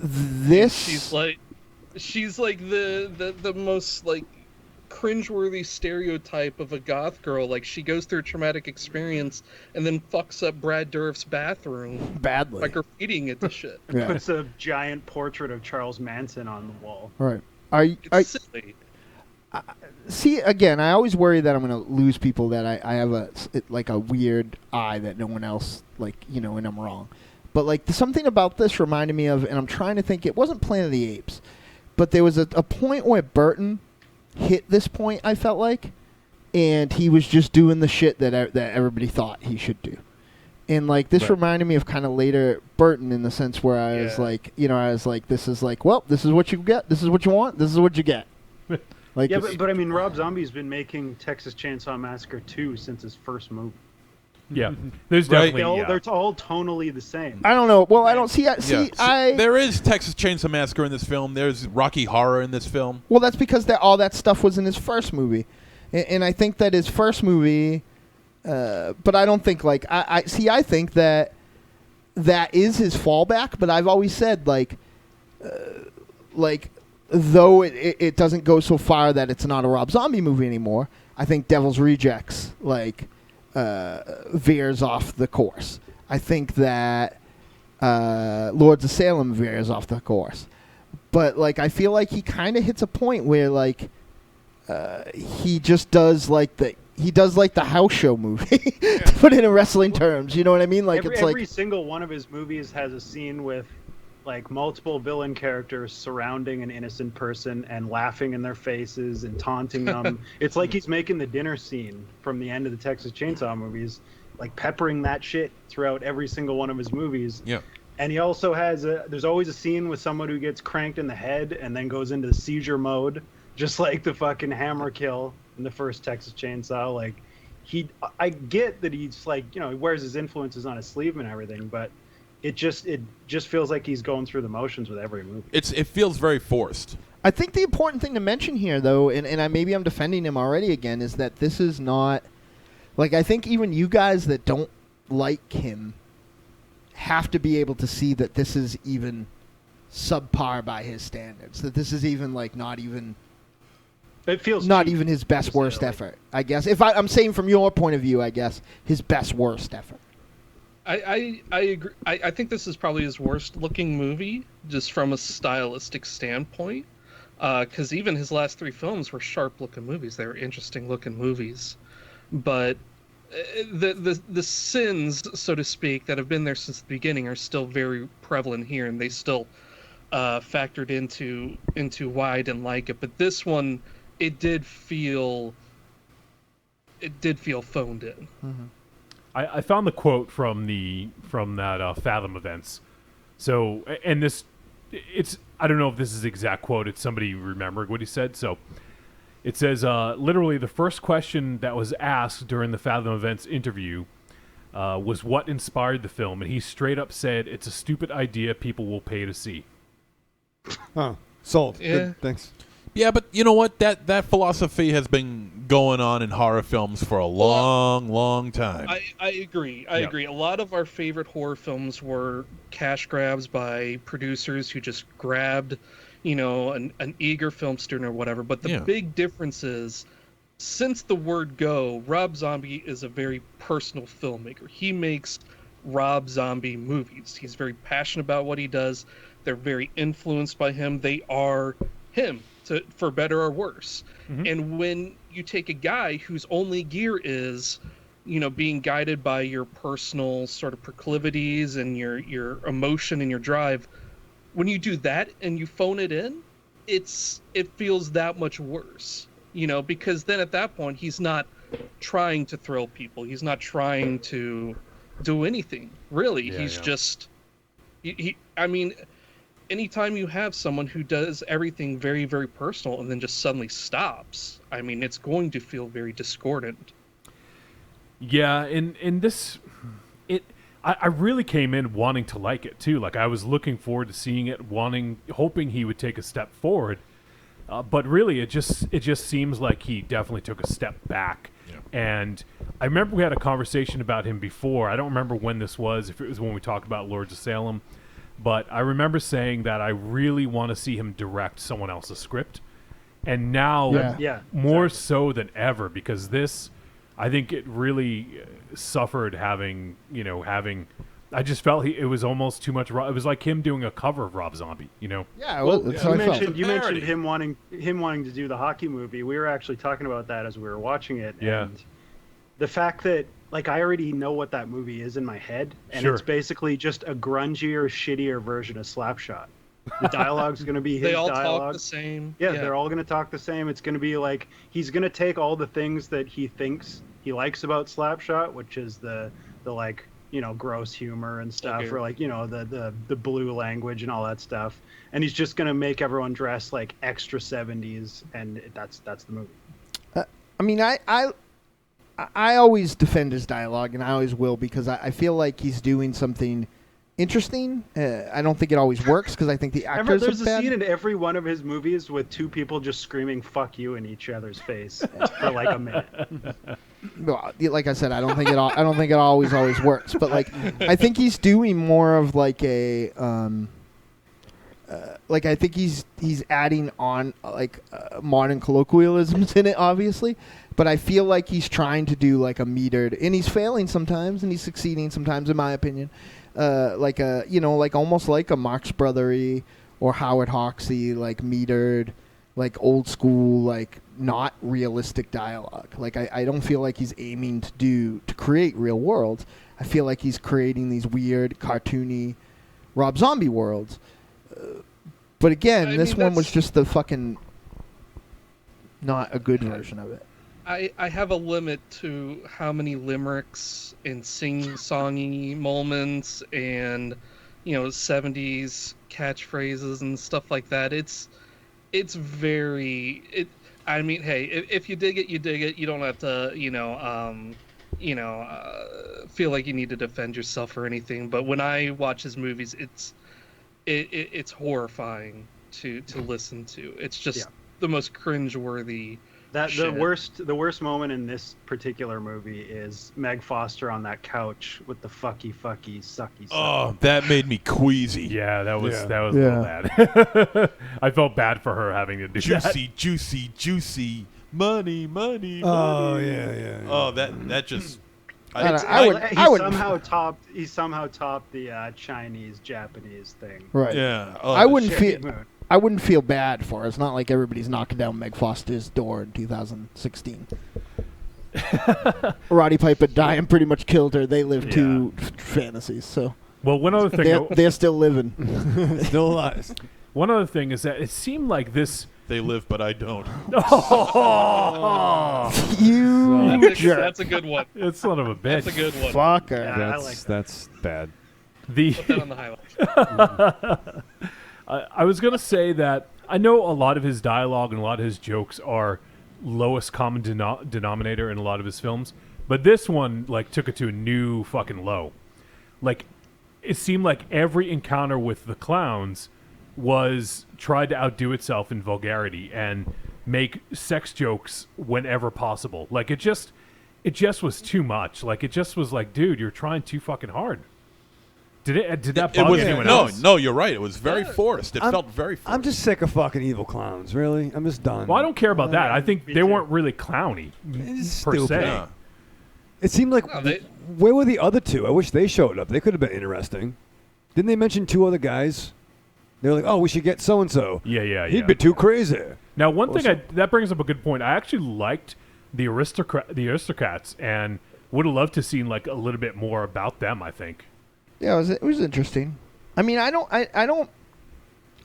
seldom dislike his visual choices. You know, for like his set dressing and stuff like that, because it like, I don't know, he lives in the same weird,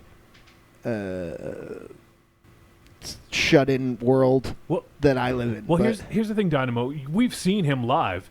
His sets are awesome, right? Right. Like he's got his art strewn about the set.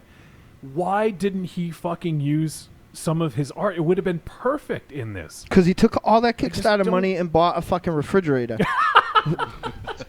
He was like, what am I going to do with this extra money? I was like, hi, I'm Ty West. You ever see A as a for abortion from ABC's of Death? Yeah, right. Well, let me ask you guys this. How did you feel about the shitty... Well, that gives away how I felt about it, but the German guy, the guy from The Big Lebowski, and E.G. Daly's character design. Oh, yeah. E.G. Daly...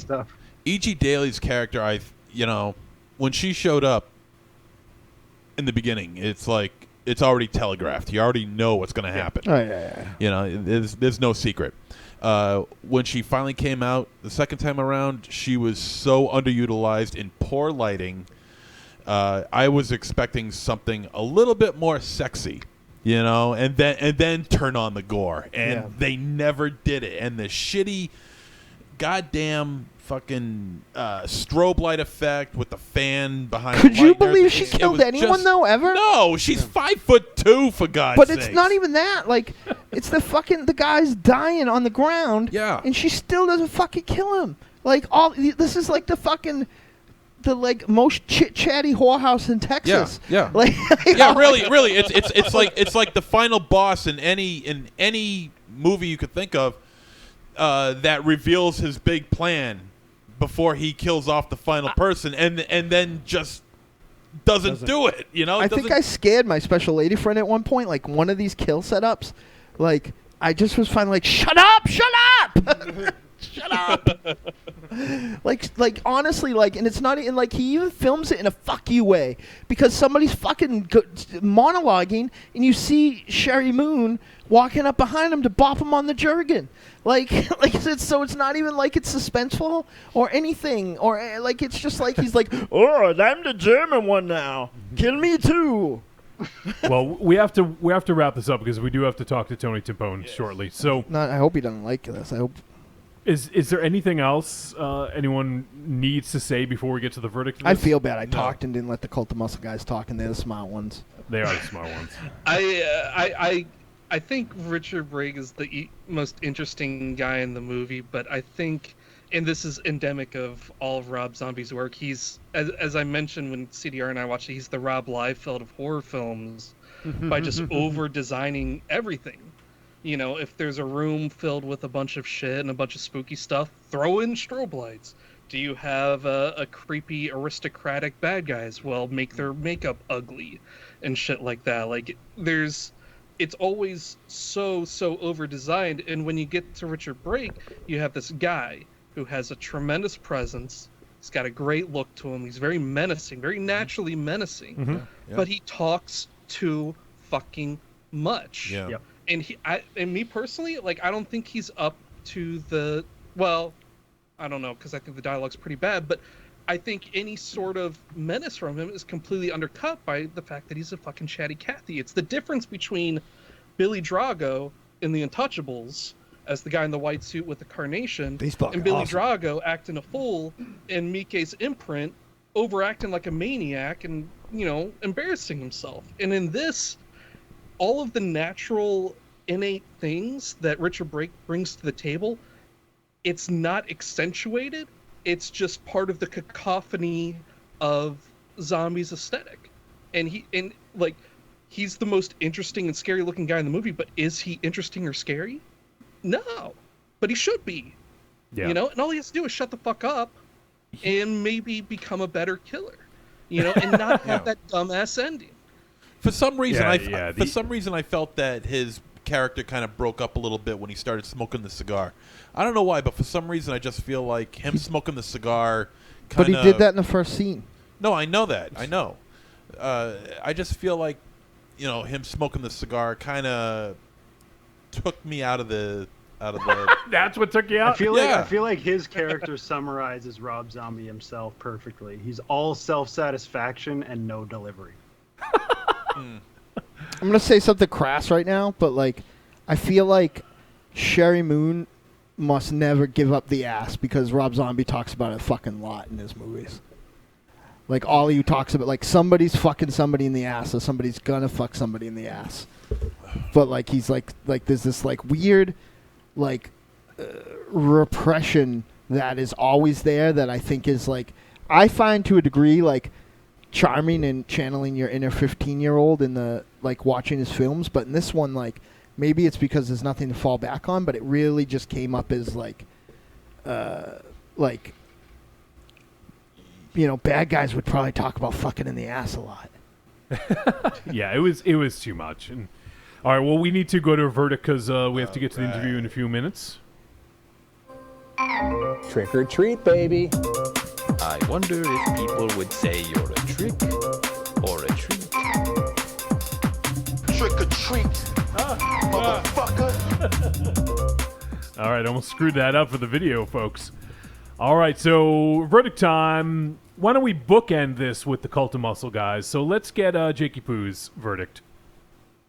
To use the Cult of Muscle parlance, I give it 2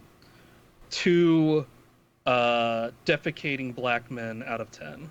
Whoa! There's that's a weird, the best. It is weird. That's something that CDR picked up on. There are multiple films where Rob Zombie has a sweating black dude shitting ferociously. Yeah, that's true. In a bathroom stall, and it's one of the more inexplicable auteur-isms out there.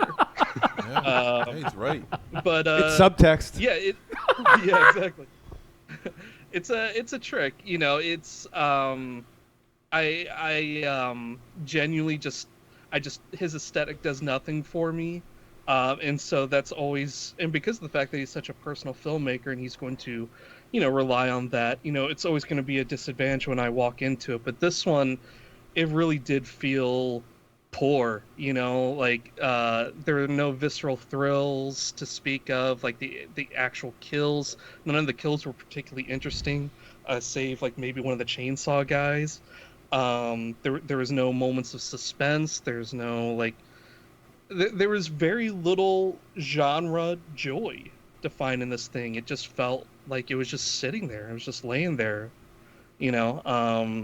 And it's, I wouldn't say it was disappointing because it shares a lot of things that I find issue with in his films. But for better or worse, this is a very Rob Zombie movie. And that's why it's a trick. All right, Marsman. Trick. MZ?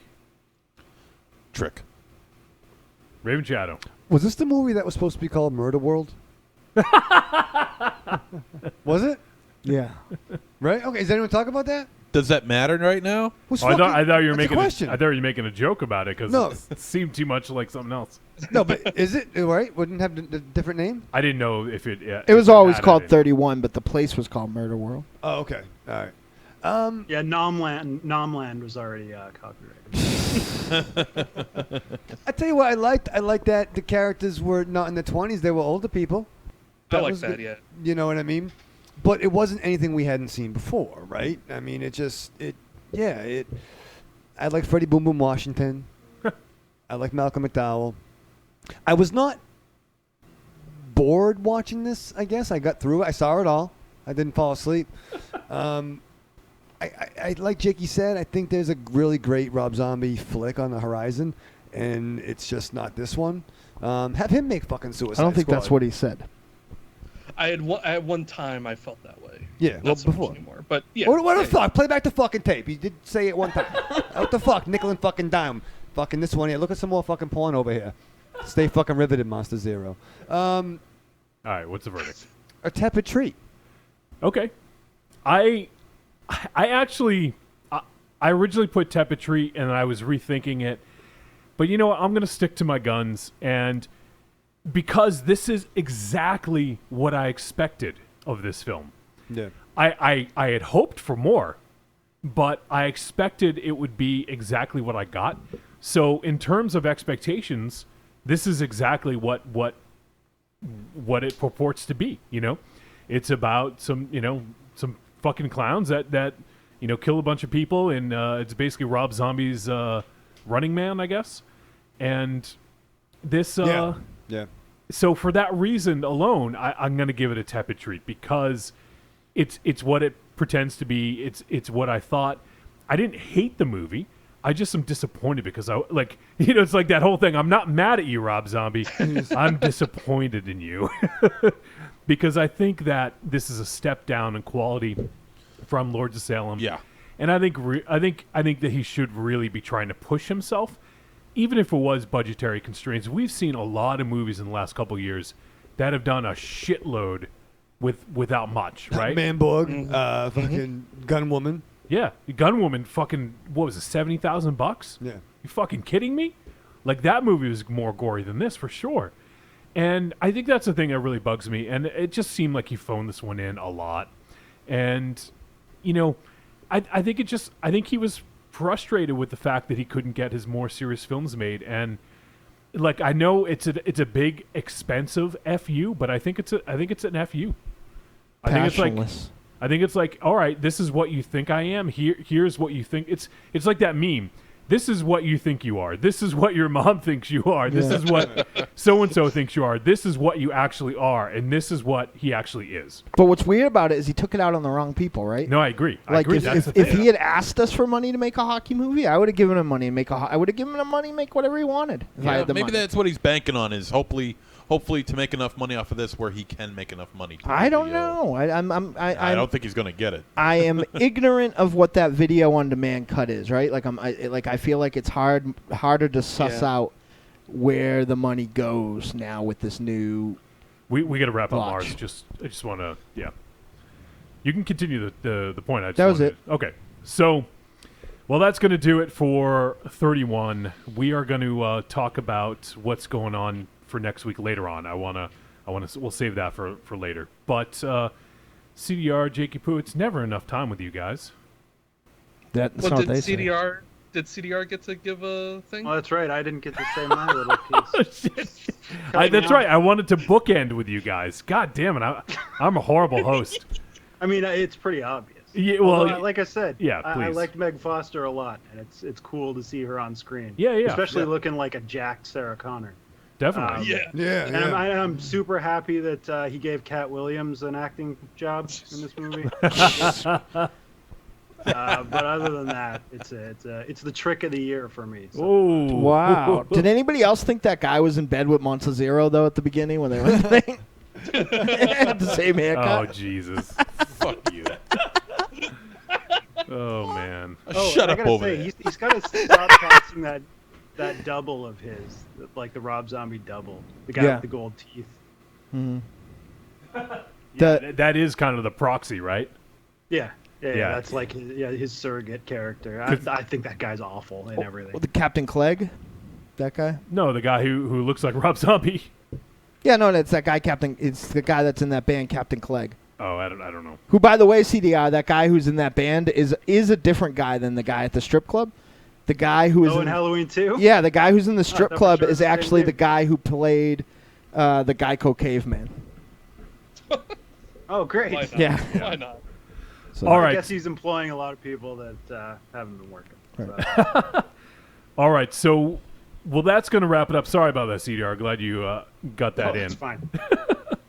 And so everyone out there, if you guys have not checked out The Cult of Muscle, here's your homework. Go listen to an episode of The Cult of Muscle. Choose one. Do you guys have a favorite, or maybe you want to talk about the most recent? Tell folks an episode they should I think check they out. should listen to the one that you guys were on. What was that? Episode 100? Big Heavy Hitters episode? Oh, yeah. Oh, yeah. Yeah, don't listen to that one. Listen to the one where they talked about Predator. Listen to the Mandolin Rain? Yeah. Listen to the one where they talked about all the Predator movies. That's the fucking bomb diggity right there. We did Last Boys. We did End of Days. True, we did do Last Boys Last and End of Boys. Days. And next week we're doing Cyborg and Sonny Chiba's The Street Fighter. So that'll be Nice. Yeah, I got to tell you guys, if you put any weight in anything I say, Trick or Treat Radio heads, the Cult of Muscle is one of the best parts of my week. I really look forward to it. And when I was sick, it was like my go-to get a fucking smile on my face because nothing makes me laugh more than these guys being pissed off. So definitely check them out. That's why you're sick. You're listening to us. Could be. I definitely felt better when I like instances where CDR getting mad about people kissing Jamie Lee Curtis's stomach and stuff. So everyone out there, go check out the Cult of Muscle. And this certainly won't be the last time we team up with these dudes. I'm sure there'll be some more crossovers in the future. But Jakey, CDR, we love you dudes so much, and we hope that we'll catch up again soon. Smoochy, Right. love you guys. We'll be talking in the chat room later on, Jakey. Hey, happy birthday, buddy. Yeah, boy. Yeah, Jakey. Thank you. Happy birthday, buddy. See you, bud. Thanks. All right, guys. Take care, Cult of Muscle. We're going to head to a break, and we're right back, and we're going to catch up with Tony Timpone. Is a paid advertisement for the Cult of Muscle podcast. The Cult of Muscle. You're either in it or you're dead. It's the dawning of a new age. The halls of Valhalla have been shuttered. The heroes of yore have either retreated to the shadows or taken to capering for the amusement of the small folk. Their past glories a distant memory. The barbells have been torn from their once puma-strong grips. The beards shorn from their square jaws, only to be transplanted onto flannel-clad, puny weaklings with fingers barely powerful enough to strum a ukulele. The time has come, my brothers, to restore order from the chaos. No longer will our heroes be forgotten. No longer will their great deeds be viewed through a foggy lens of irony. Hear now our rallying cry as we scream it from the mountaintops, as we bellow it from iTunes and Libsyn and Facebook. It's time to join the cult, my brothers. So don your cloaks and enter the Cult of Muscle.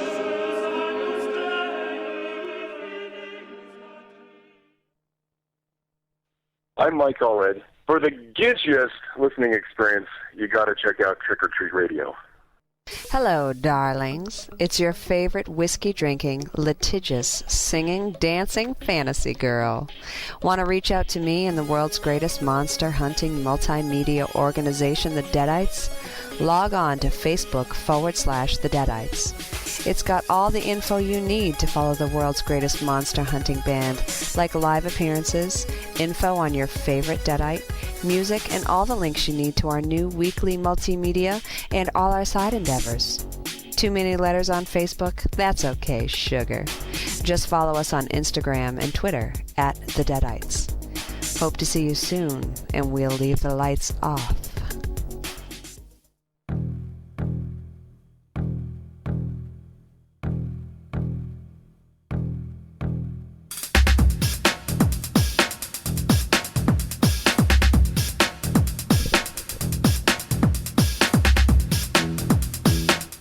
All right, we're back on Trick or Treat Radio. All right. And we're going to connect up with Tony Timpone in just a moment. All right. While I do that, MZ, Yeah. why don't you tell folks about Fangoria? Fangoria Magazine. Yes. Oh, well, Fangoria Magazine has been around since 1979. And for the longest time, it was the #1 horror movie magazine in America. I'm calling them right now. Up, 2 from the top. All right. Tony Timpone. Hey, Tony, this is Johnny Wolfenstein from Trick or Treat Radio. Hey, Johnny, how you doing? Good, man. Thank you so much for joining us again. Oh, my pleasure. Always great talking with my favorite podcasters. Oh, hey, that's high praise indeed. You guys are great. You're always very entertaining, and usually you nail them when you talk about new movies and stuff. You guys are really you got your fingers on the pulse. Thank you, sir. Thank you. It's a flatlining pulse, but no. I have to We appreciate apologize for the wait. We had a knife fight disguised as a movie review and talking about Rob Zombie's 31. So. Yep. That was pretty nasty. Yeah. So, Tony, just for folks who aren't aware, Tony is the editor emeritus and one of the longtime champions of horror for Fangoria. He also is the programming director, if I'm not mistaken, for the programming director for Fantasia? Yeah, I'm the co-director of international programming for Fantasia, and I'm also a programmer on the New York City Horror Film Festival. Yep. So, that's film festival-wise. And then I also program a series here in New York that we do for Fangoria, free monthly series that we do in the city. Always checking out lots of new movies and put them somewhere. Absolutely. I wish we were, we're not too far from New York, but it's a little bit too far of a drive. But I always see you got a lot of awesome stuff going on down there. Yeah, well, if you guys want to road trip it, I'll put you on the list for our big Godzilla premiere. Oh, man. In New York, the Shin Godzilla premiere on October 5th at the Empire. It's going to be an exciting night. There'll be celebrities. I don't think Godzilla can make it, but there'll be a lot of other cool people. Let's hope he can. Yeah.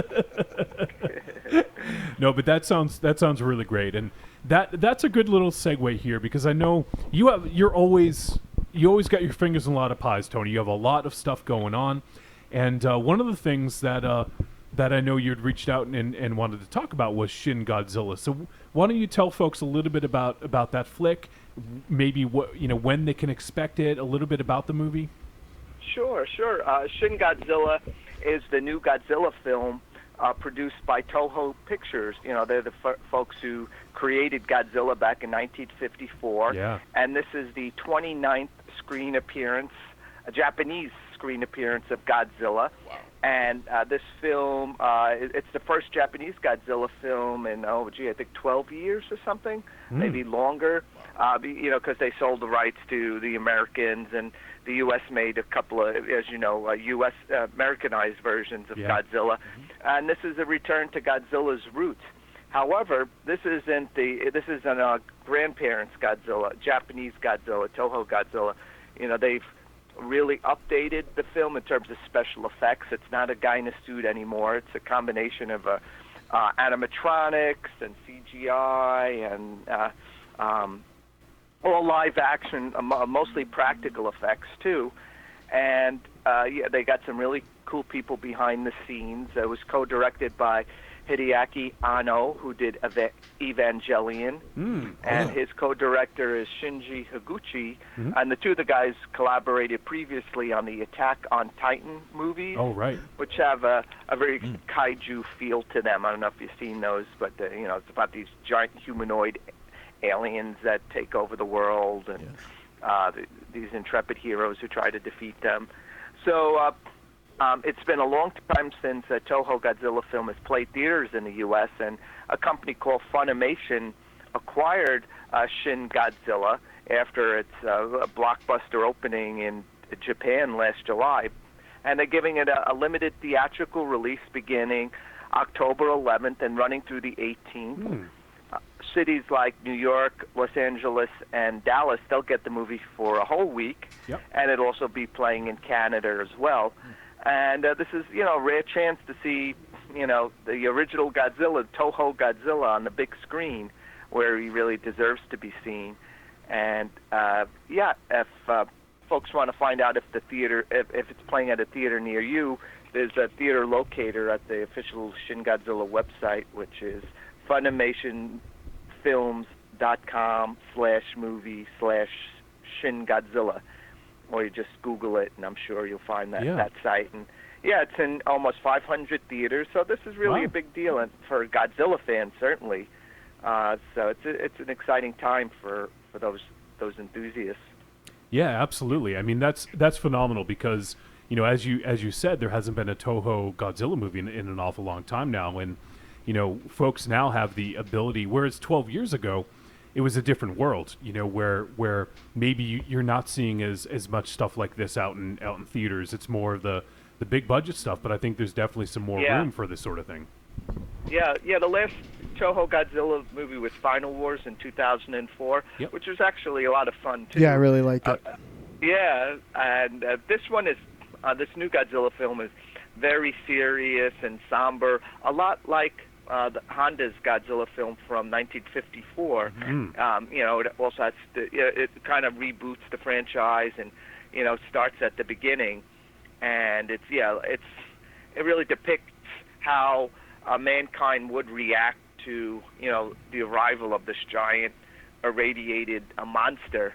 You know, all the bureaucrats and the politicians and the scientists fighting over what to do next and how to deal with this threat, and you know, all those conflicts that go on, and, you know, trying to figure out how to you know, destroy Godzilla. And it's, you know, this is the serious Godzilla. It's no joking. He's mean. He levels the city. and the really cool thing about this movie, because I've seen every single Godzilla movie multiple times, is and the American versions, and it does some really cool, different things that we've never seen before in a Godzilla movie that I know the buffs will really get a kick out of. That's awesome. It's very exciting. I know there's been a little trepidation, I've heard some folks, because if I'm not mistaken, this film here uses CGI, and I think this, if I'm not mistaken, I think this is the first Toho film to use CGI for Godzilla. Yeah, but they use it in a very limited fashion. Okay. It's not like Godzilla. The whole Godzilla is a puppet and an animatronic and a robotic figure in a lot of shots. The CGI stuff, I think they just did some, you know, with his radioactive breath, that was CGI, and some stuff with his tail was probably CGI, but most of it was, you know, it's this giant, like, robotic model that they built on the miniature sets.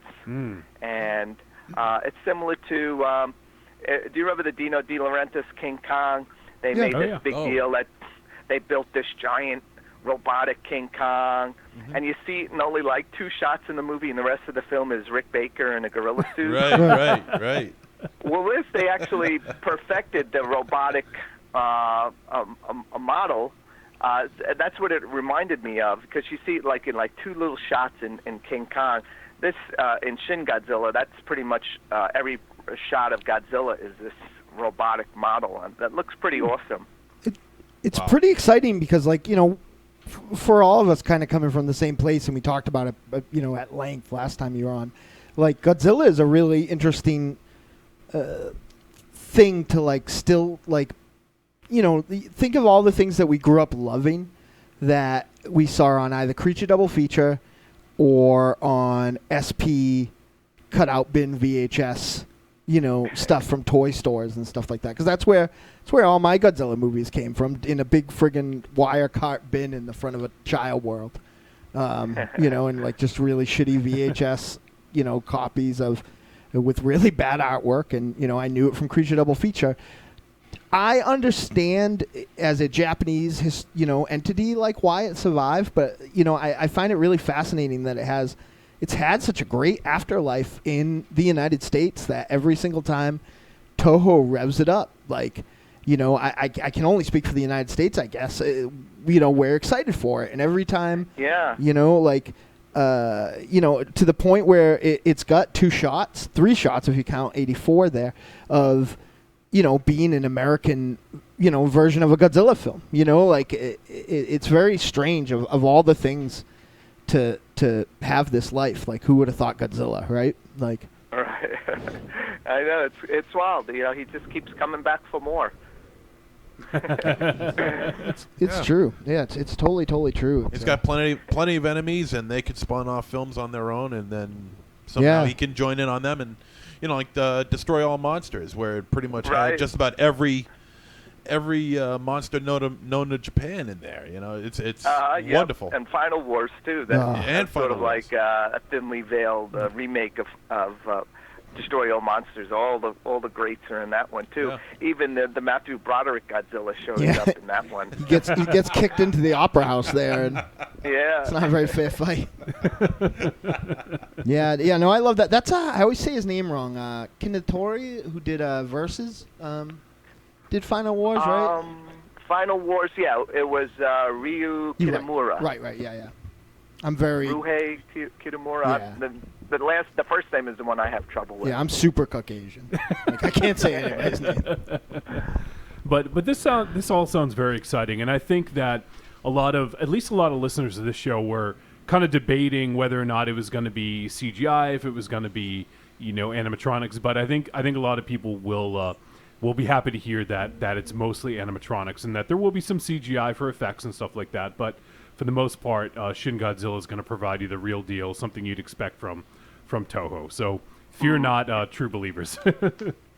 Yeah, definitely. Yeah. So, and just kind of transitioning, so folks can go check out Shin Godzilla in theaters. So Tony had mentioned it's going to be available in October.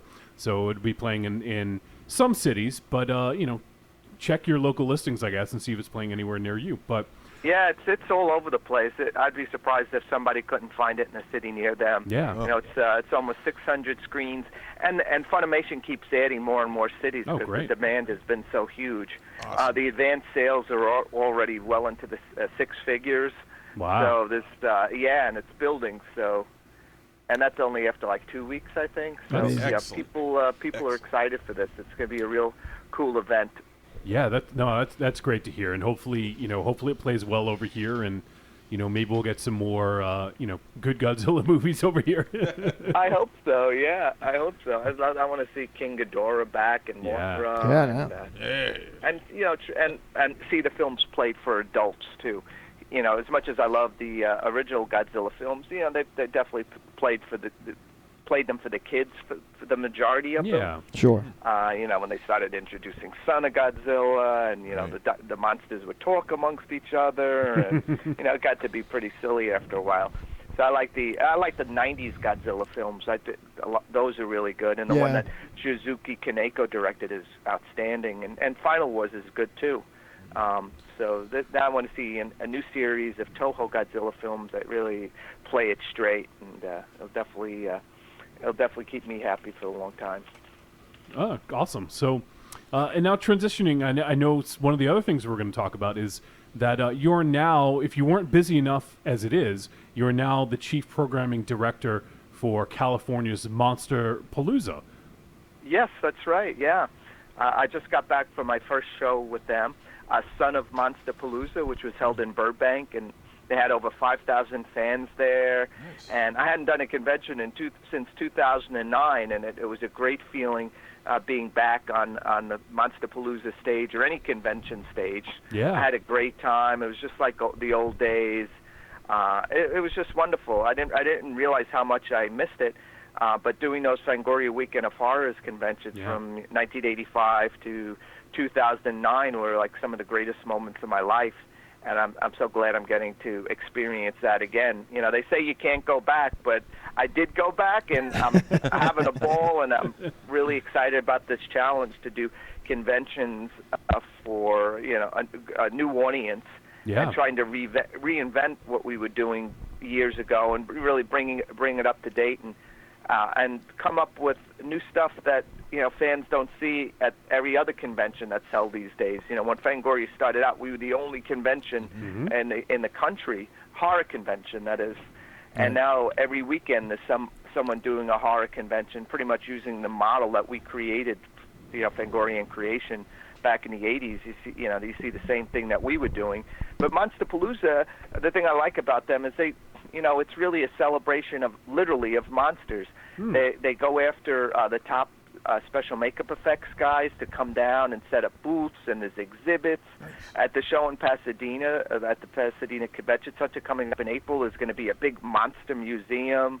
So it's not just bootleg DVDs. This is really a celebration of all of creatures and props and models and costumes. It's really, really cool.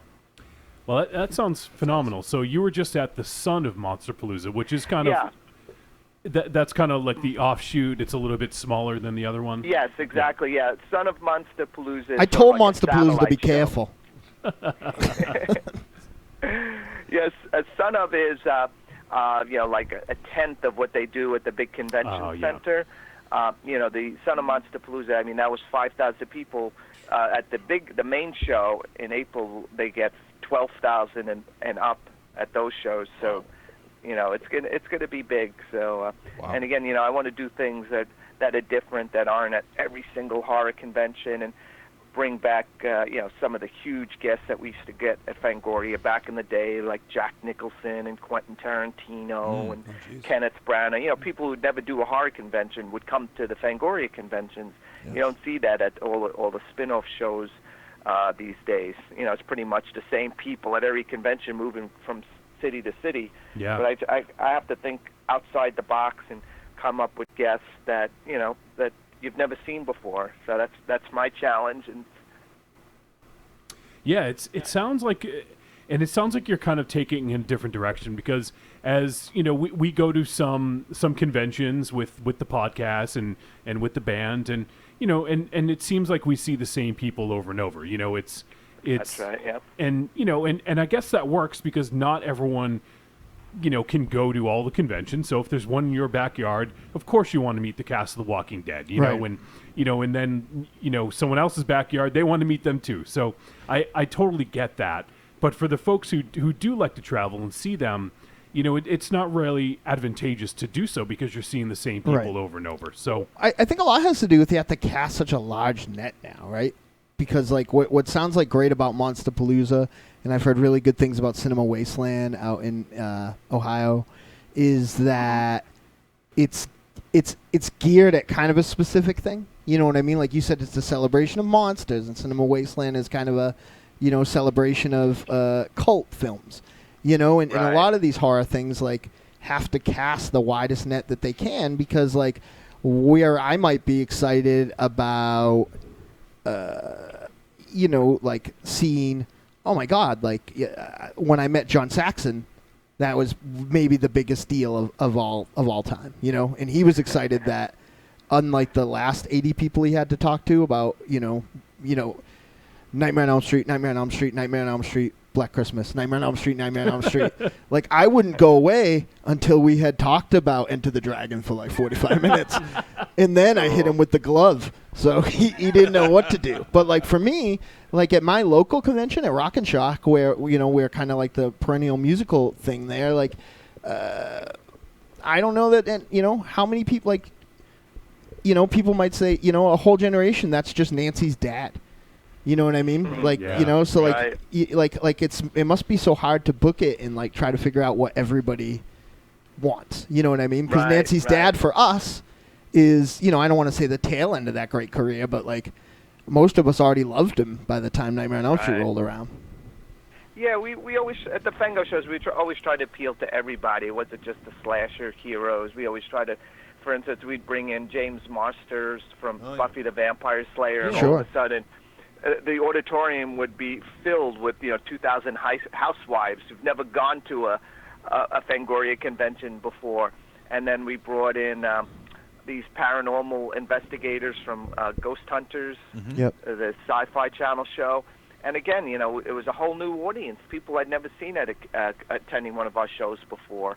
So you have to kind of think outside the box and do different things, and to try to expand your audience. Right. Because the people going to who started out with Fango back in the 80s, they've seen everybody by now. So Sure. they want something different, and either that or they're outgrowing the show, and you have to find a younger audience to bring into the fold. Yeah, it's so funny too, and like the perception, like you might think it's one thing, even as a horror fan, because when something breaks that barrier, you think that it's like that's the big thing. But I was at a convention around this time last year, and I walked by many Walking Dead luminaries, and I'm like, and there was a line, like a big, huge line, and I'm like, oh, is that Game of Thrones or something down there? And they're like, no, that's like so-and-so and so-and-so from Supernatural. And like I'm like, it's not even Sam and Dean. It's like two other like people, and the line is around the corner, out the door, and down the street. Yeah. Supernatural is just huge on the convention circuit. I went to a Supernatural show in New Jersey that my former Creation co-producer was doing, and I was the only guy there, and there was about 4,000, lonely housewives who showed up to see the, Jensen and Sure. And Jared. Yeah, and it was just packed to the gills. Yeah, that sounds like my dream weekend. I could get into some trouble with Jensen Ackles, Jared Padalecki, and 4,000 housewives. Yeah. and Tony Timpone. Yeah, that's a party. Tony, call me next time. But so with Son of Monsterpalooza, did you have any involvement leading up to the the guests and booking the guests, or was this kind of you were brought on board after that happened? The 90% of the show was already booked talent-wise, but there were a few slots that I filled in at the last minute. Yep. Elliot Brodsky, who runs the show, originally he just wanted me out there to MC and just get a feel for what to expect. But then a few slots did open up, so I, literally I had like less than 24 hours to find some people. So I brought in Mark Pavia, the writer-director of Fender Bender, who's an old friend who I first met at a Fangoria convention back in the late 80s, maybe, early 90s in Chicago. He had done a Stephen King movie called The Night Flyer, and he's finally directing again. And oh, good. So I wanted him to come in and talk about Night Flyer and his new movie, Fender Bender. And two guys, Mike Deek and William Butler, special effects guys, turned actors. Yeah. They were in. They worked on a ton of Empire Pictures back in the day, and they have this internet show called Mike and Billy's Drinkin' Drivin', where they get plastered and talk about all these movies they worked on. Wow. So we did a little taste of their show, their shtick on stage, and they were drinking and riffing on all the movies they did, and it was hysterical. It was great. The fans loved it, and so those are the two things that I brought to the show. Plus, I hosted a ton of panels on Hills Have Eyes, Reanimator, these great reunions we did. We had two of the young actresses from the new Exorcist TV show, and we screened the pilot. That was a last-minute addition as well. Wow.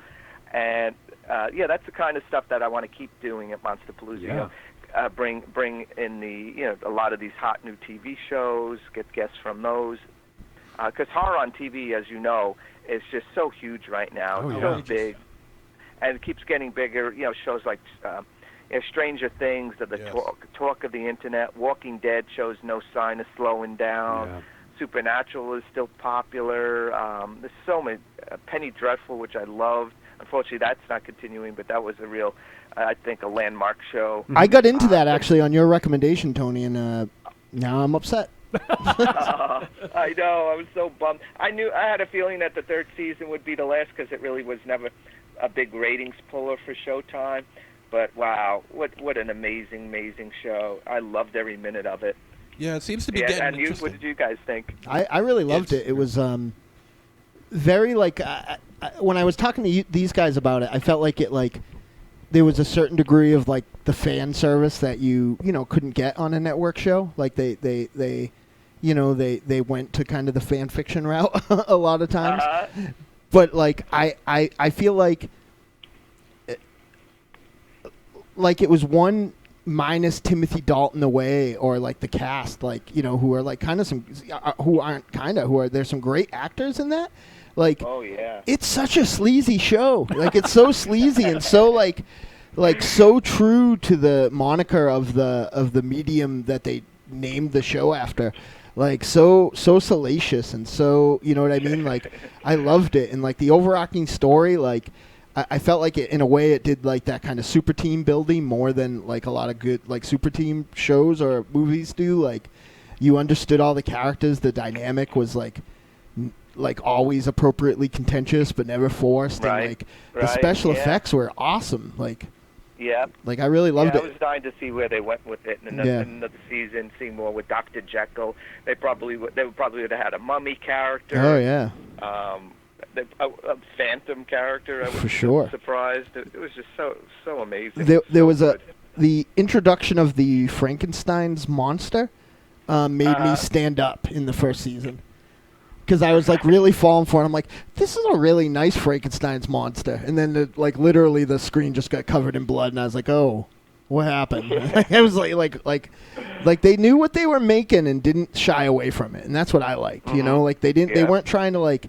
Not to, you know, I'm always a horror defender and always a horror champion, and never to put it down. But like, I feel like they knew they were making some fun, smutty stuff and like gory stuff, and they fucking went for it. They didn't dive away at all. I loved it. But they never lost sight of the characters Nope. either, though. You really felt for the Eva Green characters. Yep. It was heartbreaking, you know, the struggles she went through. And I was never a Josh Hartnett fan.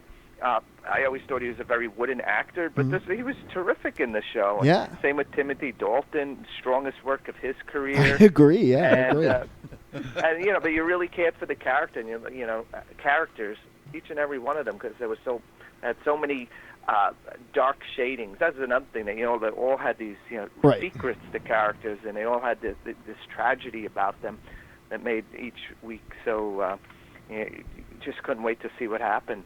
They mussied him up enough that it didn't have that X-Men thing either. Like it did, or the X-Men or the Barnabas Collins type thing, where it was like, how can we live an existence like this? Like we look like underwear models, and I have wings. Like this is terrible. Like, you know, like you really felt like, you know, like this girl is spitting blood and like it's sick and it's awful. Like I don't know. I really dug it. I got misty-eyed for that last. That last exchange between Dorian Gray and the Eva Green character, like I was just like, oh, so well written and so simple, and you know they you could almost like call that last, you know, line in the exchange, but like it was perfect anyway. They went there. I just think it's such a great show. Now I don't want to watch anymore because it's going to be done. Have you watched Outcast on Cinemax? No. Outcast? No, I haven't.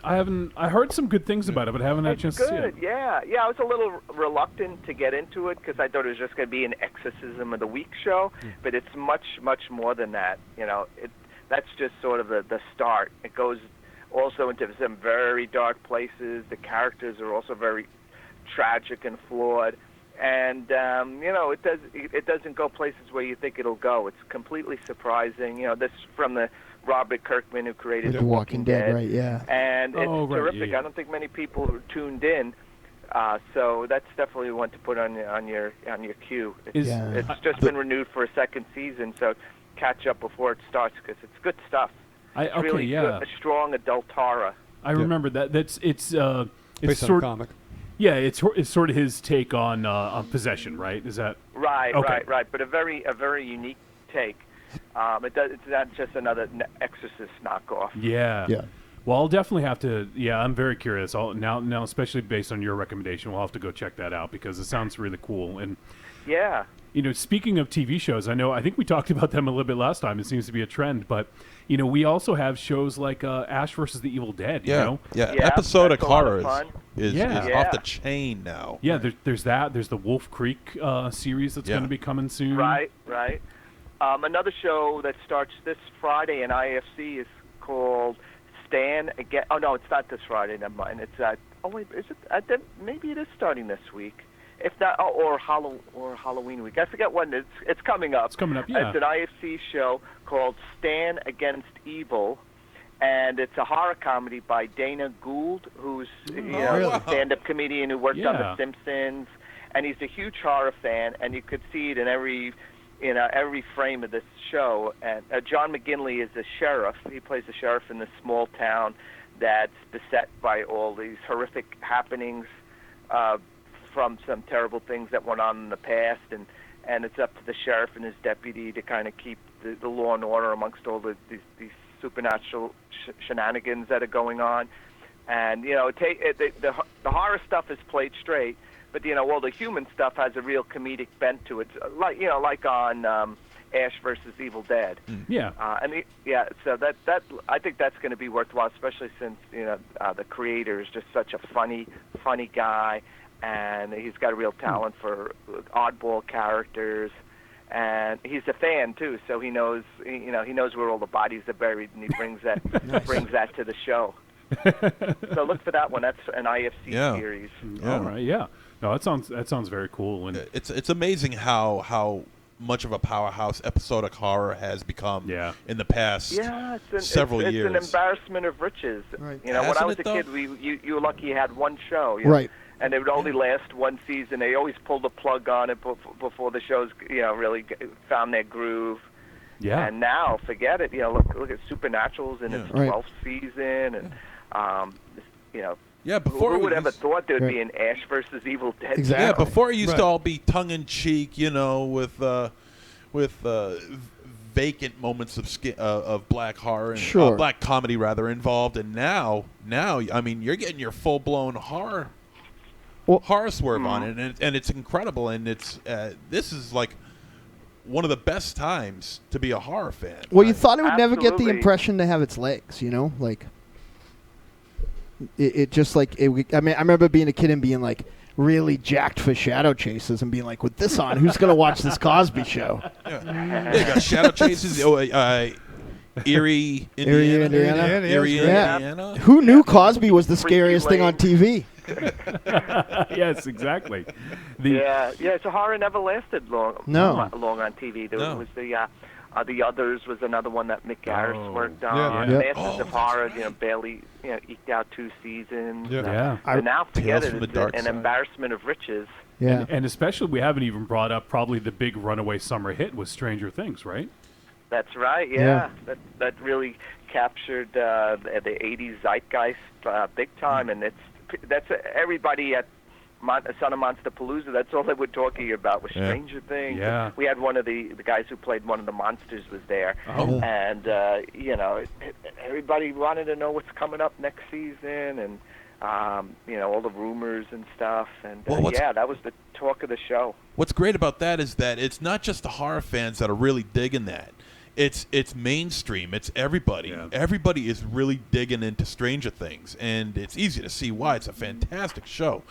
And that maybe this is the film that's going to bring horror, the show, the horror into the mainstream, into a more mainstream acceptability. Maybe as far as TV goes, I mean, I feel like the thing with what's funny about it is I feel like the my first instinct was to disagree with you, Monster Zero, but I think the thing with like Walking Dead, for instance, is I feel like when, not to put a tag on anybody, but just to get my point across, the normies, if you will, are watching Walking Dead, they feel like they're flirting with like, the bad stuff. You know what I mean? Like, it's them, like, dipping their toes in something where they don't belong, like it's not like, and they're definitely like globbing onto the more soap opera elements of it. With like Stranger Things, like, mostly because it was about, predominantly 11-year-olds or 12-year-olds. Like, you didn't get that sort of melodrama like that. You weren't bogged down by it. So, like, the set pieces really were the horror and the supernatural chicanery and the fun, and, yeah. So. Well, there's we could probably talk about TV shows till the end of the night, but there's a couple other things I definitely wanted to make sure we touched upon while we have you, Tony. And one of the other things is Fantasia. It just ended several weeks ago, and I wanted to get your take on this year's event that you guys had up there in Montreal. Were you able to attend for a while? Sure. I was being the co-director of international programming. I wish I could have been there for the whole run. Sure. It was like 23 days, but I was there for let's see, I was there for about 16 days. Wow. 17 days, maybe even longer. I went up in 2 parts from opening night, and we stayed for about 2 weeks, and then I had to come back to New York from some meetings and drove back up for closing weekend. And, for the 20th anniversary, and I'm, of course, a little biased, but I think it was our best edition ever. We opened with Guillermo del Toro, and we closed with Don't Breathe and Fede Alvarez. And in between, there was just so many amazing, amazing movies. oh gosh, one after the other. I Am Not a Serial Killer. I don't know if you guys have seen that yet. With Christopher Lloyd was amazing. I love that movie. We just reviewed that one. We really liked it. Oh, great! Wasn't it wonderful? Yeah. Very surprising. I really enjoyed it. Yeah, I love that one. That was not like that 31 review. Let's see, and of course, we had Lights Out, Don't Breathe, History, A Valley of Violence. It's not a horror movie, but it's this really neo-Western. Ty West. Ethan Hawke, directed by Ty West, and that was terrific. Let's see, films from all over the world. We had Beware the Slender Man, which is a documentary that was just as scary as a non-documentary, a feature film. Right. It was so creepy, and we had great documentaries, other documentaries like Creature Designers, The Frankenstein Complex, which was all pretty much about the 80s animatronic makeup effects gods like Rick Baker and Steve Johnson, and the gory glory days of transformation effects and stuff like that. That was really a fascinating doc. Demon was a really good Polish horror film I liked a lot. That's playing now. Hopefully it'll come to your city. Oh, gee, there was so much great stuff at Fantasia this year. We have quite a job to try to top it for next year. Another good one hasn't got a distributor yet. It was called The Devil's Candy, which was directed by the guy who did The Loved Ones. Yeah, that's one that's been on our radar. I've been trying to keep track of that, but I didn't realize it didn't have a distributor yet. That's unfortunate. For some reason, it hasn't yet, but it's really, really good. And a film coming out from Magnolia in November that I liked a lot. It was called The Eyes of My Mother, and it's a black and white horror movie. One of these slow burners, but it's really creepy and scary as hell. That was a good one. Oh, gee whiz. It was like I said, it was a terrific year at Fantasia, one after the other. Terrific stuff. Yeah, one from Argentina I liked was called White Coffin, which is written by Adrian Bagliano. Done a lot of good work. Yeah, he's one of our most reviewed directors on the show. Actually, I think we've done four or five of his films, and always look forward to what he's working on. Yeah, he produced this and he wrote it. I think he wrote it too. And we're going to be showing it at the New York City Horror Film Festival in November 10th through the 13th. That's another festival I work on. On a much smaller scale than Fantasia. But that festival has shown a lot of good stuff in November, like White Coffin, Abattoir, the new film by Darren Lynn Bousman is playing. Let's see what else. Don't Knock Twice, a supernatural horror movie by the guy Caradog Jones, who did The Machine. I'm not sure if you've seen that one, The Machine. It was sort of like Ex Machina, but came out before Ex Machina. Okay, yeah. That one kind of owes a lot to it. It's about this woman cyborg created by the military. So if anyone's in New York and wants to come to the New York City Horror Film Festival, that'll be November 10th through the 13th. Awesome. And they can find out more at nychorrorfest.com. Have you had an opportunity to check out the film Train to Busan? Oh my gosh, yeah, we played that at Fantasia too. It was amazing. Nice. One of the best zombie movies in years. Yeah. Every time you think you cannot do another good zombie film, along comes something like Train to Busan that kind of just reinvents the genre and takes it to a whole new exciting level. I loved it. Did you guys see it? We haven't yet. We're waiting to get word on for VOD to see, because we're very, very excited to see it. Yeah. Oh, great. Yeah, it's been playing in New York since the summer at the IFC Center, and when I was in LA last weekend, it was playing in Koreatown there. So the film is really catching on the under the radar level, but it's so good, and of course they're trying to remake it in the States. I hope they don't, because it's so good. It's basically like 28 days later, but set on a train.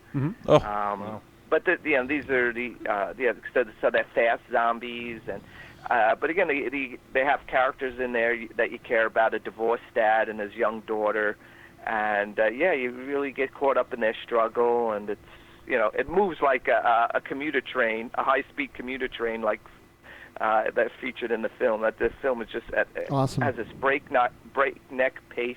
Yeah. And put that one on the top of your list. Yeah, I can't wait. Sold out. We showed that at Fantasia twice, and both shows sold out. Oh, wow. Awesome.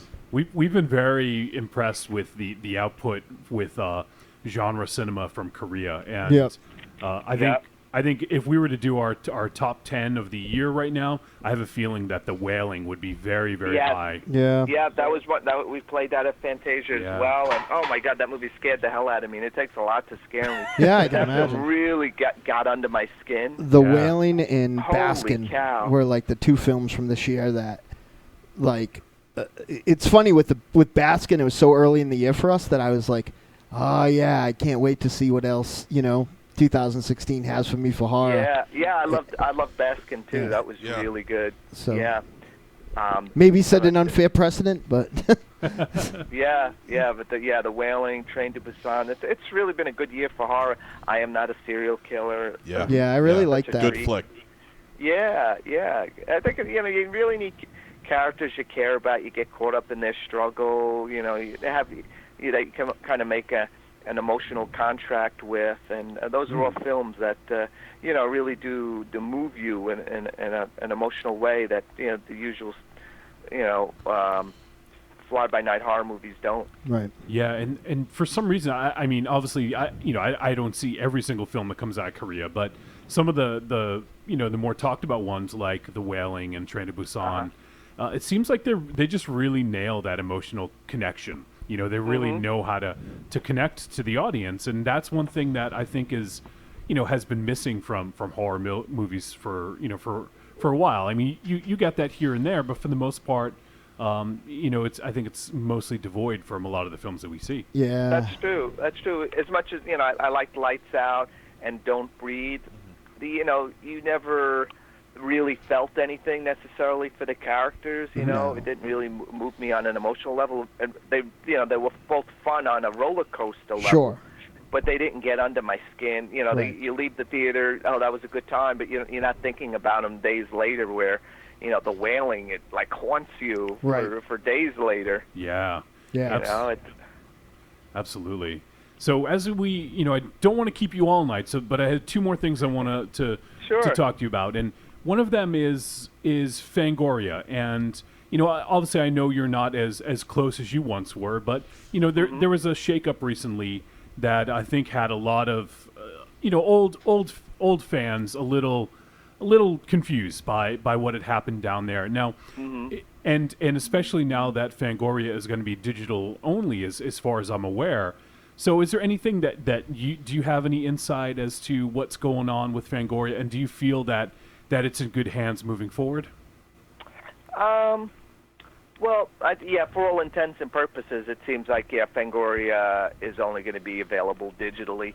There was talk about publishing again, but it's been out of publication for a year now, and I think without say a new management team on board, maybe a whole new masthead, I don't really see that happening.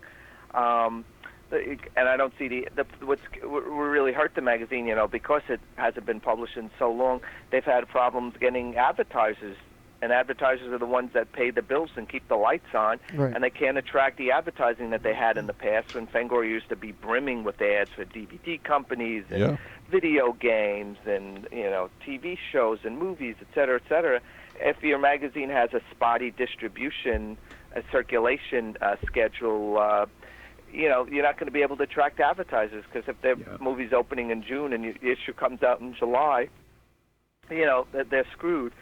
So that's a big problem. And they lost a lot of key people behind the scenes who went on to bigger, defected to other websites and publications, and it's a real shame, because it's such an iconic brand. I was with it for. I'm still associated with the company, so I wanted to succeed. I wanted to come back, and the Fangoria meant so much to so many people that it would be really sad if it doesn't come back in print form. And I really hope it does, because I'm a big believer in print. I don't like reading stuff on my computer or on my phone my tablet or whatever. I want to go. I like going to a newsstand and buying a magazine and reading it on the train home. So I'm still hopeful that there might be that Fangoria might get a lifeline at some point. So yeah, I'm hopeful. Not overly hopeful, but I think it might happen. Yeah, because we've had people express interest in buying the company and infusing some cash into the company to get the publisher on his feet again. So hopefully that'll happen. Good. Yeah, hopefully so, because Fangoria means a lot to all of us here on the show, and that we were talking about it fairly recently, and I think we actually kind of broached the subject when you were on last time, is that Fangoria was our internet in the 80s and 90s. Just those first few pages, you open it up and find out what's going on, like what's coming out, that's the sort of thing now that I think is kind of lost, because we have, Twitter and Facebook and all the social media, and everything's just kind of lost out there. It's hard to track everything down, It's become, everything's become so disposable and fleeting and spur of the moment. Yeah, and so that's one of the things that, obviously you can't go back to, getting rid of the internet and going back to that, but I'm working on it. But it was, it was nice to every month you could rely on, you look forward to it, and then you look and find out what's coming out, and it just captivated. I think is maybe the right word. Captivated a lot of imaginations, and and really got you looking forward to that. When you opened it up, you devoured it, and now it's just not the same sort of excitement that goes along with it. Yeah, it's totally it's true. Really sad, but hopefully there'll be some good news in the months ahead. Absolutely, and I guess I'd be remiss if I didn't ask. I am curious, because I know last time we did speak, there was some talk about some Fangoria radio. There may be a warehouse that had a bunch of tapes or something like that. Is there anything that's been? Has anyone inquired about that stuff, or is anything going on with that? No, unfortunately not. We do have all those serious shows, stockpiled somewhere. They do exist. After every show, we got a copy of the show, and Sirius also has copies of the shows. So, they have been archived. But right now, Fangoria is pretty much a one-man band. There's maybe 3 full-time employees working for the company, and they're really have their hands full trying to, keep a website going and pay the bills, and so I don't see them devoting much time to putting those shows back on the web. I wish they would, because those were really good times, and a real time capsule of a lot of great horror from 2005. I think we started the show to 2009, or it ran for 4 years. I think it was 2005 to 2009 roughly, and those are really good times. Yeah, and it seems like even finding clips, it's hard to even find clips on YouTube. You think that there'd be a bunch of them out there, but I think it may have been just before that the big YouTube push. Right. Yeah. Well, we used to film the shows. Sirius, it was a 3-hour shows, and Sirius agreed to let us film them, but we were only allowed to do a 1-hour condensed version of the radio show. Right. So we ran them on Fangoria TV for a while when that was a broadband channel. Yep. And then that collapsed, and so those shows are like the broadcast is just kind of in limbo right now. But it's a real shame that stuff isn't archived on the website, so people could have access to all those great interviews and comedy and music and everything that we were doing every week. Well, maybe one of these days that someone will. I hope so. Yeah, we had a lot of fun. We had so many great guests: Bruce Campbell, Mel Brooks, you name it. It was just such an amazing lineup. First show we had, Clive Barker was on. Wow. Of course, Guillermo del Toro. All the horror greats would pop up. Yeah. It's one of those things that I didn't have access to Sirius XM at the time, and I'd love to go back and take a listen to them, and it's just not, for me, I want to go back and listen to them. So I'm hoping that eventually something will happen with them, but time will tell, I guess. the best of Fangoria Radio, something like that. Yeah, exactly. Yeah. Why not? And I guess do you guys? I have one more question. Do you guys have anything that you want to throw out there? I've been kind of.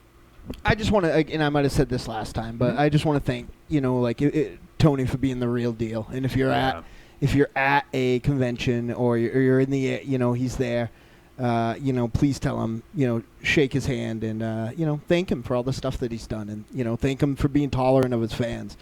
Because some man, that's so cool of you to say. Some podcasting assholes like me might decide to text him at 2 a.m. and tell him about a movie he should see. That's really cool of you. Yeah, well, keep October 5th open, guys. Like I said, if you feel like road tripping it to the Big Apple, we're going to do a big Shin Godzilla premiere. So I'll gladly put you guys on the list or send you a link to watch the movie, whatever you prefer. We'll see, because unfortunately October 5th is a Wednesday when we broadcast, so we'll have to...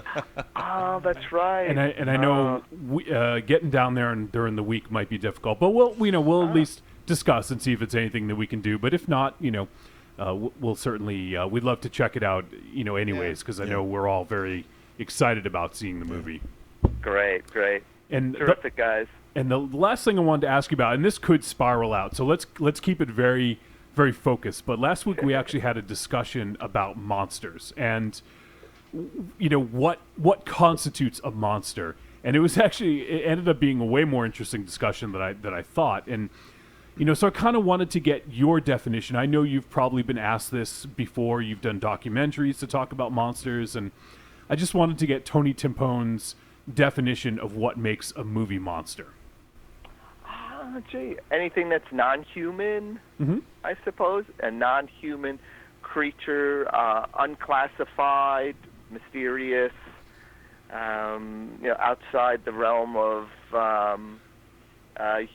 human or even Earth cataloged entities, I suppose.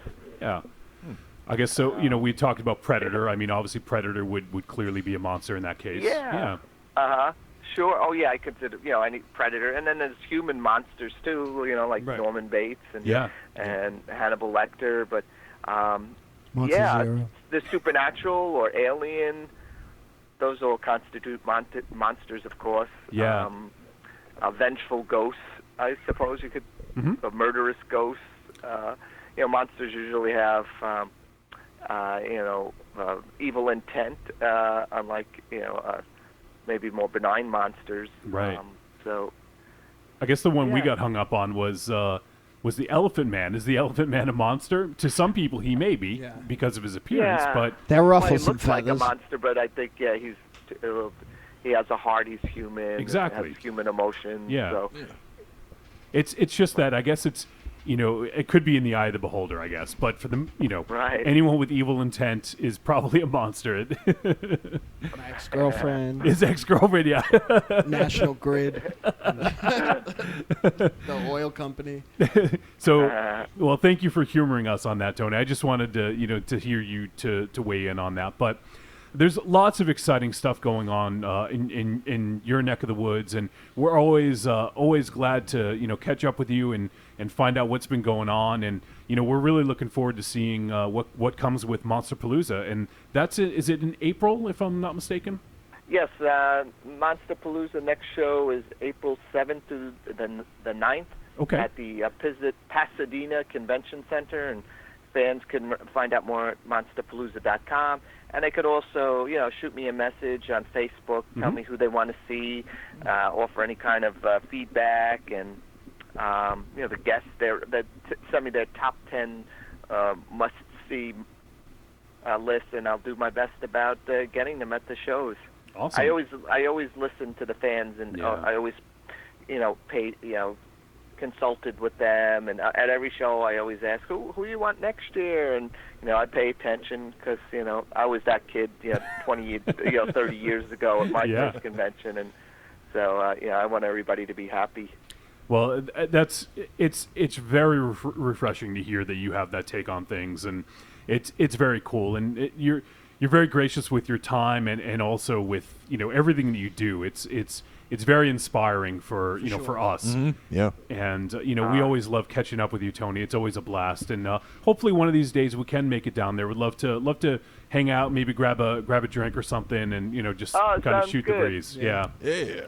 So Tony Timpone. Bars, Rich. Sure. Is Jacob there too? They were on for the review earlier, so bunch of dicks. Okay. Yeah.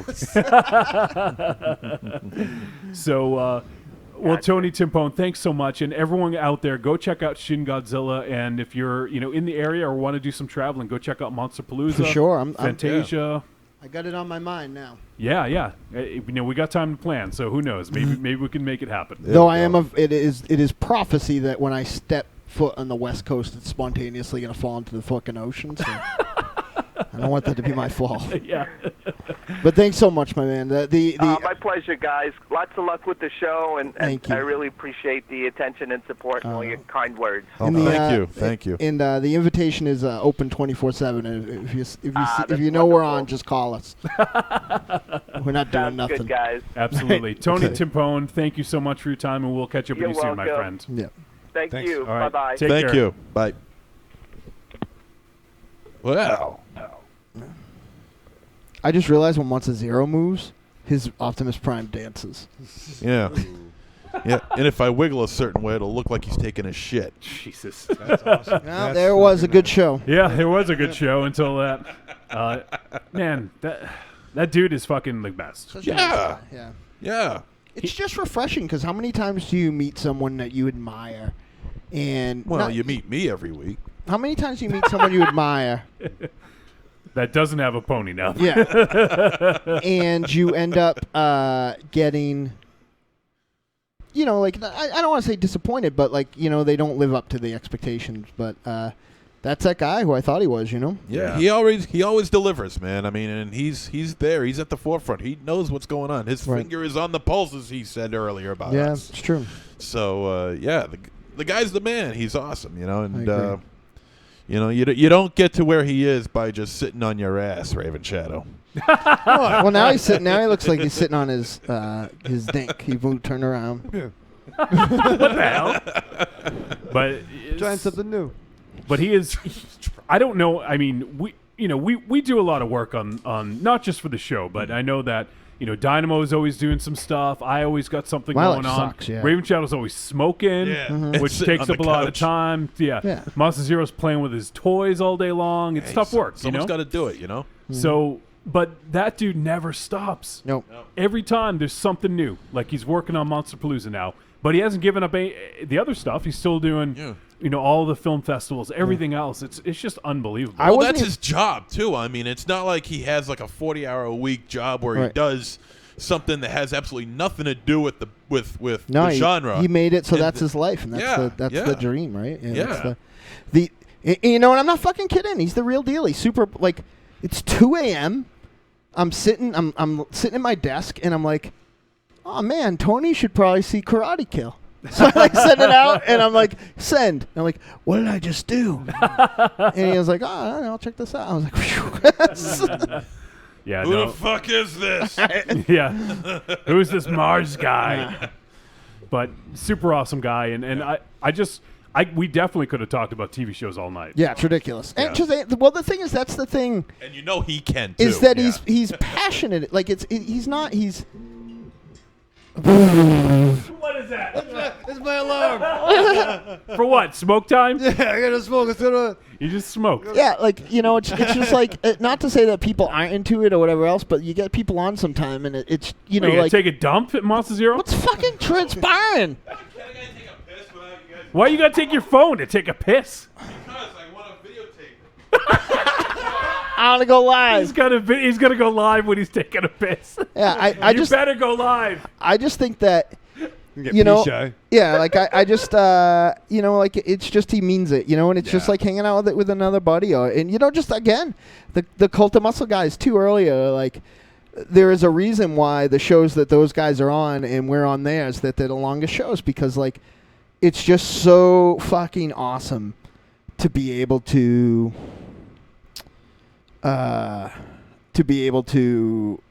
Mars, you're talking a lot in this wrestling chat during the show. Yep. I can see that, you know. Mm-hmm. Even when Tony Timpone was on. No, those were timed posts. Yeah, right. No. To react to the conversation going on. Yeah. I fucking know those guys like the back of my hand. Yeah, but it's I mean that fucking wrestling thing too. Like, you know, it's just like so fucking glorious to don't take it for granted to know, to be able to talk to people about the stuff that you love. Yeah, you know what I mean. And it's refreshing when somebody isn't just like, you know, placating you. You know, like, oh yeah, I like that stuff too. Whatever else, you know, like you know, it just take and when you have those moments, take advantage of it. You know, like really, really soak it in and enjoy it, and don't be afraid to be a little giddy sounding, a little excited, because you know, it's cool. You know, I just lost a buddy who was actually a fan of the show, and you know, it those moments when, you know, you meet kindred spirits and you have them who, you know, it's real important. So, you know, yeah, for sure. So take advantage of it. You know, like I mean, I like Michael Ravenchild 20% of the time. 20% of the time, you like him 10% of the time? Yeah, 20% of the time, I like him 5% of the time. 20% of the time, I think he's 5% talented. Hey. While we're just talking about this, I'm going to... Where did that asshole go for real, to pee? That's what he said. I think just up and left. I think he's dropping a doozy. You know took what? his phone with him. I might have replied to a post on the wrestling thing. Go down there and see. No. But this guy just up and left during Tony Timpone, so... Yeah, it's something to do. Yeah, smoke. Because you came back in smelling like smoke. It's my air freshener. No, it's not. All right, while we're talking, I'm just going to show you some pictures that Raven J sent, because I wanted to show them earlier, but we had so much going on. So this is, for those watching live, this is Nosferatu and Spider from Power Man 5000 in a spaceship. That is When Worlds Collide. It is. And it says, read the It's Spider talking to Nosferatu, and he's like, "Oh, are you ready to go?" Yeah. All right, I knew you better. You do better than I did. So there you go, little Spider. Let me go ahead and get the next one up. Let's see what we got here. This guy's fucking good. I'm gonna give him a job. Doing what? Drawing. This is this is the Batista one. If you go to Rock and Shock, you will see this. It's true. You know what? We went a whole show last week without talking about it, so you know, maybe I should quickly go for it. Yeah. October 14th October. through 16th is the Rock and Shock convention, which will have the Deadites there, and the have a good shit, Monster Zero. Deadites and the good folks of Trick or Treat Radio here, my two collective colleagues, and the best night of the best weekend of the year, October 15th, you will get to see the Deadites return live, and it's you know, it's not like just people have said like it's, you know, joke that it's a reunion or whatever else. Like, you know, with the way our schedule is sparse as it is, we really only missed one show. But I mean it when I said I'm sorry if Monster Zero is sick of hearing this. I know that he gets upset when people are upset about, you know, things. But like, I didn't think I was going to do it again, you know, and I was pretty much told I wasn't going to be able to do it again. Like, it was a matter of if I had one of the things that was a issue, I may not sing again. But I had two things that could fuck up and make me sing again. And though the Deadites would have continued without me eventually, it was that's how I'm going to dance on stage. Which you should get some leather pants. I am. Just leather pants. I've been looking for leather pants. No, you just paint his legs black. That'd be tough. But I mean to not put you on the list. But like, yeah, I feel like you know, this is important to me and it's special. And I know some people are making the trip, and I know some people are thinking of it. So, you know, come down, hang out with us, because we really want to. Like, every single person that is able to come to the show, not only do I want you to take part in a live show, not only do I want you to be involved in the awesome documentary that Alexander and the folks at Haunted TV are working on. That's the hotness right there. Right. I want to be able to shake your hand and say thank you. Thank you for coming. Thank you for showing up in the chat room every single week. Thank you for putting up with the shows that aren't as good as the good shows. We appreciate it, and I can give no better way of showing my love than really give you a real life hug and break my ankle on stage and spit up blood like I do every year. You gonna give reach arounds too? Oh yeah, whatever. All right. Yeah. It's my next tattoo, by the way. What, a reach around? Yeah. This? Yeah. I don't think you ought to get any more tattoos. Why? Because I think they would be like putting a Sharpie on a dry leaf. What? It just will crumble apart. So we're looking now. If you're watching live feed, Raven Shadow, like a reach around, reach around. Raven Shadow with a Punisher shirt. Yes. I don't know why you're holding a 20 ounce. I think it should be 40. Well, artistic license. And a gun. It's actually a 20 ounce of Coca-Cola. I don't know why you're holding a gun. He doesn't drink Coke. Yeah, it's bad for you. Yeah. Well, it's diluted with vodka. What's with the gun, Raven Shadow? I don't know. I didn't draw it. It's Well, what are you gonna do with it? My love gun. Okay. That works. I'm gonna shoot love. All right. So we have some feedback to get to. Feedback. Ease the feedback. By the way, just I listened to. I mentioned Radio Violente before. I listened to two awesome. Violenta. I'm not gonna ever fucking say it right. They know I love them. I say it wrong when I call them. The Punch Farm podcast this week finally didn't open up with Michael Raven Shadow. It was awesome. Boo. Yeah. Do you even listen to Raven Shadow? Yeah. You hear yourself on every episode? Yeah, I like that. Yeah. The best part. Well, you're not there. All right, that sucks. I finally broke up that party. Well, if they come up on Rock and Shock, I'll record a new one. But I got together with those guys, and I'll give some more details in the coming weeks. But I'm going to have a reoccurring segment on that show, so I'm really excited. Are you just trying to one-up Patsy? I don't know. You don't want to do that. I don't want to do I don't have to try to do anything. Genetics already naturally had happen. Patsy mean. Why are you doing so many guest spots on shows? Guest spots are fine, but I mean you do Unchained. Now you're doing this. I keep forgetting to do Unchained. It's really bad. That's why you got too many going on. No, it's just Saturdays. I've been normally Saturdays are wide open for me, but lately I've been having to work. I had to go back to work again. But this is the only Unchained, and this is the only one. That's a guest spot. It's not like I call I have a bit on Talk Without Rhythm.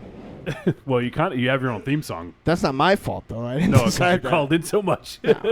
But I call those shows because because you love them. Yeah, because they're my buddies, and I want to tell them good job. And Sheetsy's my buddy too, but I want to I actually am finally on all these shows getting to talk about some movies that I want to. So it's you don't want to talk about the movies on the show?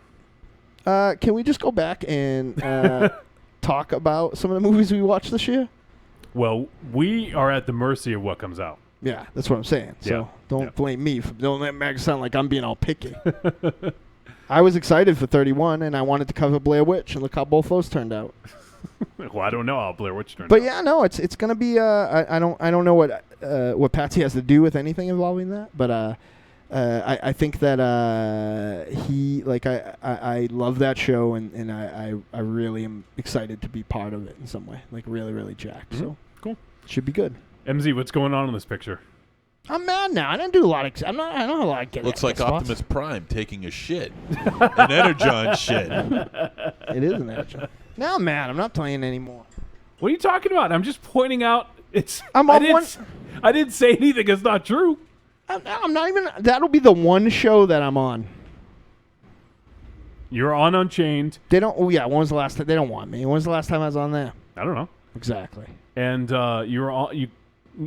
I'll give you the Talk Without Rhythm thing. It's not a spot. You just call in because it's your buddy, and you like telling him he's doing a good job. Yeah, I haven't been able to either because I've been so busy on the weekends. But no, Goro feels like shit now. Yeah, I know. I fucking love it. But I was just gonna say the other thing I was gonna talk about before you made me feel like a fucking leech is that I feel like I'm on Elm Street, kids. Is that I really endorse and have been really enjoying El Goro's September episodes covering things like Logan's Run and a great episode about the Thing from Another World.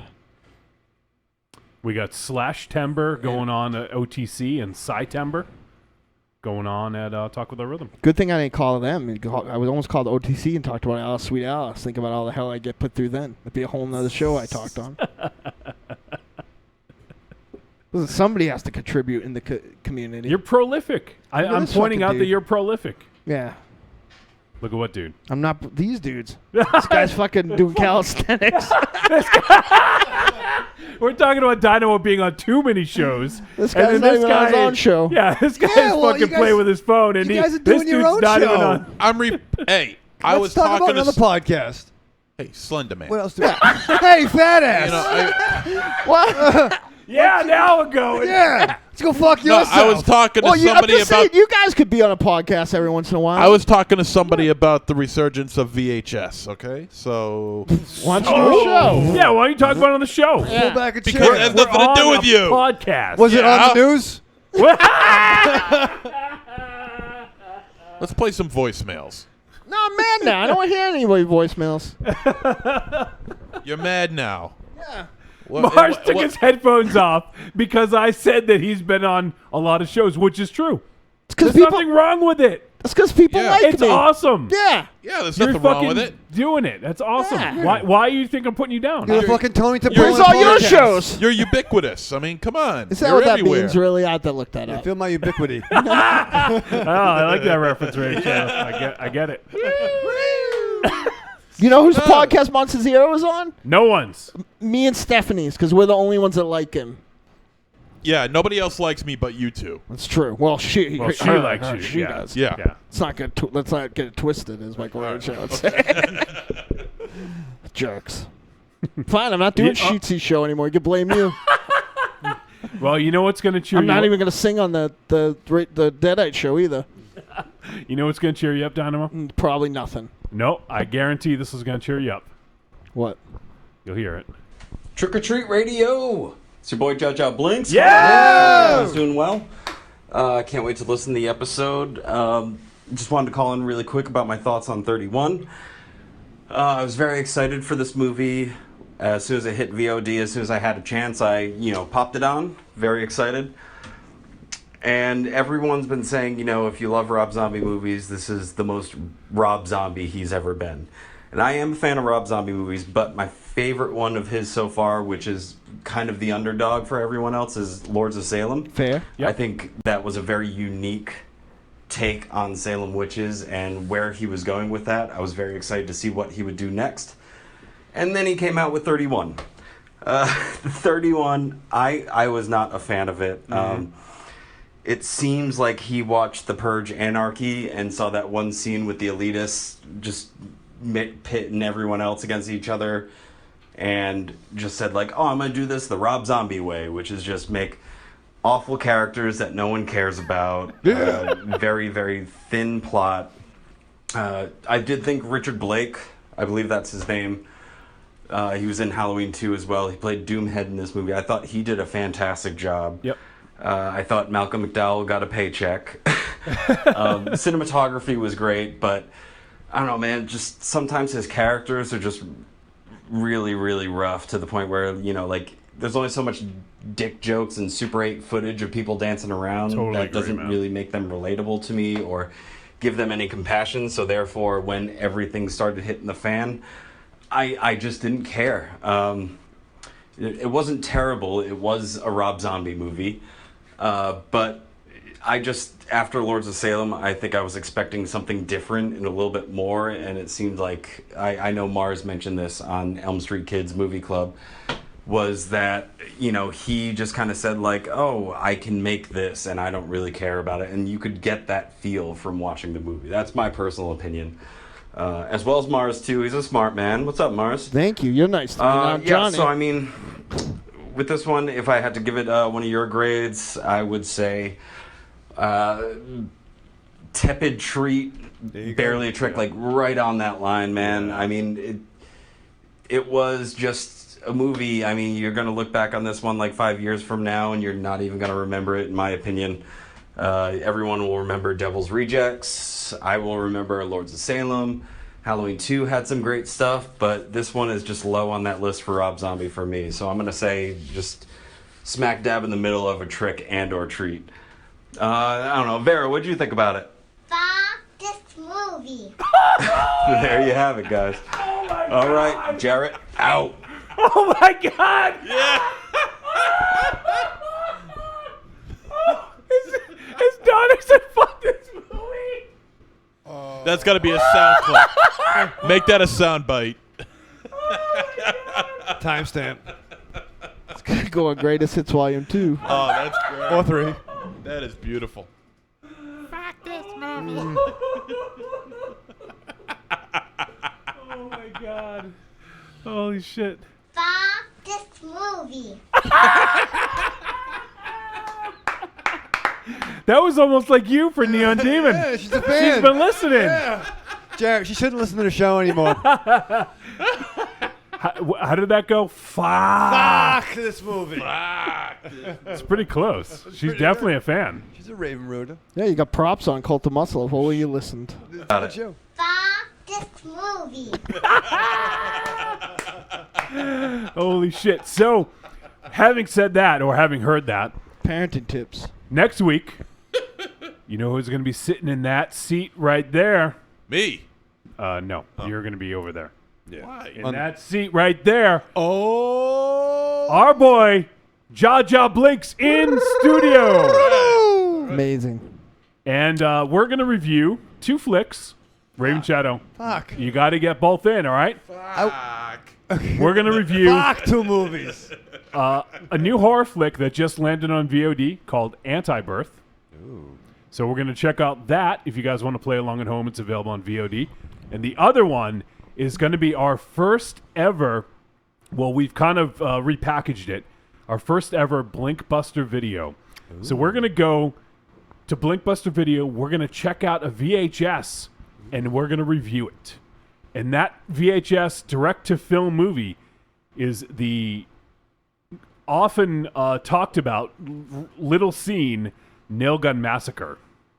Cool. Now, MZ, Yeah. have you heard anything about this flick? I have heard of it. I've never seen it, though. So no one on the show, well, aside from Jarrett, has seen it. So I'm excited to do that. We're going to do Blinkbuster Video, and we're going to check out Nail Gun Massacre and Anti-Birth, and Jaja Blinks will be sitting here in studio with us next week. Oh, yeah. Nice. So that's exciting. I wanted to play his voicemail, get that going. And Mars, this also might make you happy. We got a voicemail from a voice from your past. But that's never good. No, this is a good one. I want DNA before I admit Well, to actually, anything. it may be one Dynamo of your, Mars. It may be one of your kids. I want to admit before I admit to anything. Dynamo Mars. What? Do you recognize this voice? No. Now, I wanted to play this earlier when the Cult guys were on, but unfortunately, just time crunch, and I wasn't able to play it. But I'm going to make sure that the Cult guys know that this is here. But this is from Jesse Gardner. Oh, nice. Good to hear. That one's mine. Yay! Trick or Treat Radio. Hey, baby. It's Jesse G. What's up? I'm calling in first time. Popping my voicemail cherry for you guys on the special Cult of Muscle mashup episode. Yes, indeed. Since they're on, I figured I'd do a little what I've been lifting segment for you dudes. Nice. So here it goes. Just watched Blue Ruin. Nice. Last week, and it was fucking great. Like everything about it. Love I it. thought it was just like darkly funny. I was like nervously laughing for that main character throughout the whole thing. It was awesome. My kind of movie for sure. Next up, I saw Interstellar for the first time, which was really good. I don't know why it took me so long to see that one. Christopher Nolan. a huge Inception fan. Like, that blew my mind when I first saw it. So this one was definitely like, I agree. you know, in the same vein. You know, I didn't really know what it was about. I thought it was just like another stupid fucking space movie like Gravity or something like that, which I'm sure is probably a good movie. I just haven't seen that one either. Next up, this is embarrassing to say the least, but I finally sat down and watched The Thing for like in its entirety. I think I've seen bits and pieces of that movie throughout my whole life, You're a like bad just parent, catching Dynamo. random bits on TV and stuff. And man, like that movie is so fucking good. Like I wanted to just like rewind from the credits and start it over, like sci-fi, you know, thriller. Oh shit, is it a horror movie? No. Is he a monster? Is he a monster? Is he an alien? I don't know. Right. But Exactly. I mean, boy. he turns into people, so he's a shapeshifter. Does that qualify as being a monster? Like, what the fuck? I don't know.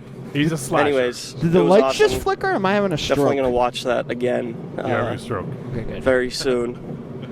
And then last up in movies, I watched The Crow, so I can, you know, play along with the Cult of Muscle episode that just dropped. Nice. Yeah, baby. Today. And that's great. That's a rewatch. I think I've watched that probably like, it's probably one of the first movies I watched on Netflix, because obviously it was a little, not before my time, but I was a little too young to see that when it first came out. And all I kept thinking was Heath Ledger's Joker. Like, I don't know why, but I feel like Heath Ledger just totally, he must have watched The Crow and was like, I'm gonna be a Crow Joker, because that was like, I just kept getting Heath Ledger vibe, like Heath Ledger Joker vibe, which I know may not be a good thing to Mars, but no, whatever. It was like I kept laughing. I was like, Jesus Christ, this is hilarious. And then for video games, I've been doing a replay of Red Dead Redemption, because that just got backwards compatibility on the Xbox One. Yeah. And that is just a fucking awesome game. Like, I love the Western setting. The story is incredible. All like the crazy people you meet is like, it's awesome. And the graphics hold up like really well, surprisingly. You know, the cutscenes and the shit like that are a little wonky, and you can kind of tell are a little dated. But once you're on the horse and you're galloping around, you know, the West, it's like it's amazing. Like, the graphics are incredible. And then finally, I've been playing a shit ton of Overwatch, which is just an awesome first-person shooter on the PC. I mean, it's on the Xbox One and PS4 as well, but it's definitely more of like a PC shooter.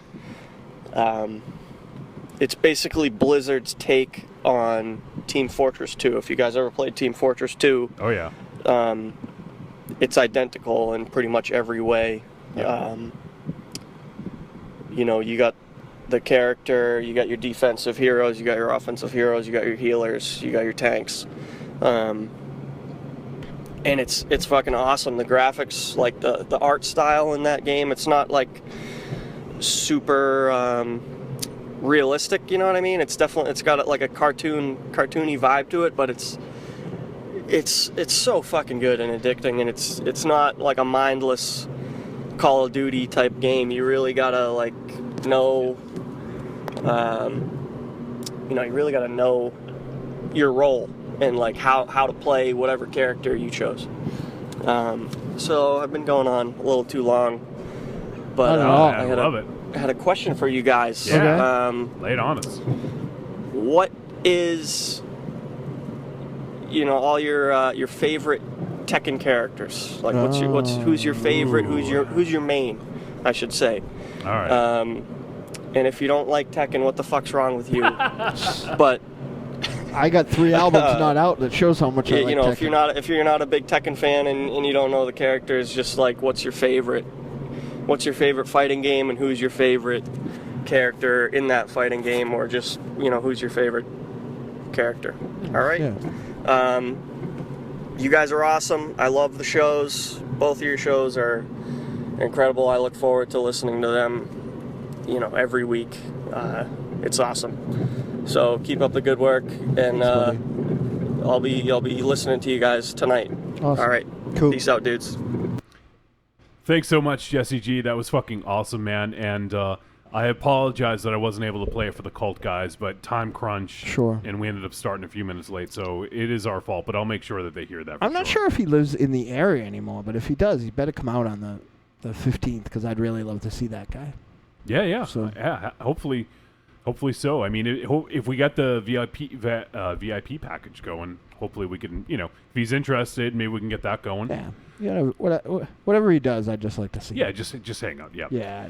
So the question is, Mars, I know you and I have played a lot of Tekken. Yeah. So why don't you go first and give these guys a few minutes to think. Tekken is my second favorite. I got mine. Okay, cool. Street Fighter is my favorite, and in Street Fighter, my favorite is Ryu. It's pretty cliche, but I like him. I also like Ken. But in Tekken,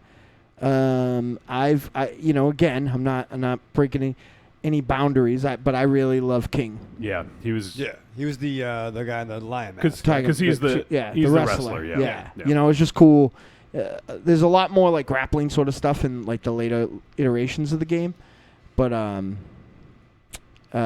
used to just love grabbing a little kid from South and picking him up and giving him a pile driver right in the middle of a fight, and then I'd win because I just pile drove him. But it was I love that. I love that dude a lot, and he's stuck with it in its entirety.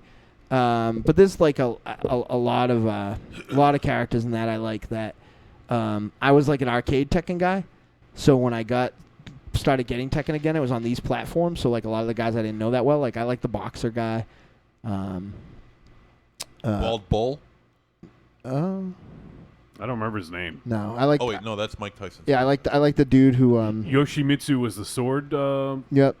Dude, sword character, yeah. Yeah, I like the wooden robot. Oh yeah.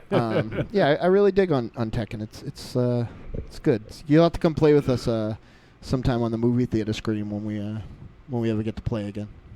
Yeah. All right, MZ, you got one? Yeah. My favorite game wasn't Tekken. I didn't play Tekken that much. But my favorite game was on a little-known system called the 3DO. Okay. And their version of a Mortal Kombat game was a game that was called Way of the Warrior. And, oh yeah, I remember that. Yeah. And its soundtrack was White Zombies, La Sexorcisto Volume 1. Mm-hmm. Second time we brought that up. Sure. Yep. And it has what's the word? It borrows some of its ideas from Evil Dead 2 or Evil Dead, whichever one. And my favorite character in that, it was the one that I played all the time, was Fox. And Fox was a tall dude, bald dude, who wore a suit and a tie while doing his moves, like Mortal Kombat moves. Yeah, and it was extremely violent. And I mean, while the matches were going on, you would get White Zombie soundtrack playing in the background, which is awesome. Yep. Yeah, I remember this. And it was such a fun game, and it wasn't the easiest game to play. I mean, the use of the 3DO controller did not make it the easiest game to play. But once you start learning how to finagle it, you start learning a few things, and it's awesome. The game itself is just amazing. It's so good. But that was my favorite, was Way of the Warrior. All right, Raven Shadow.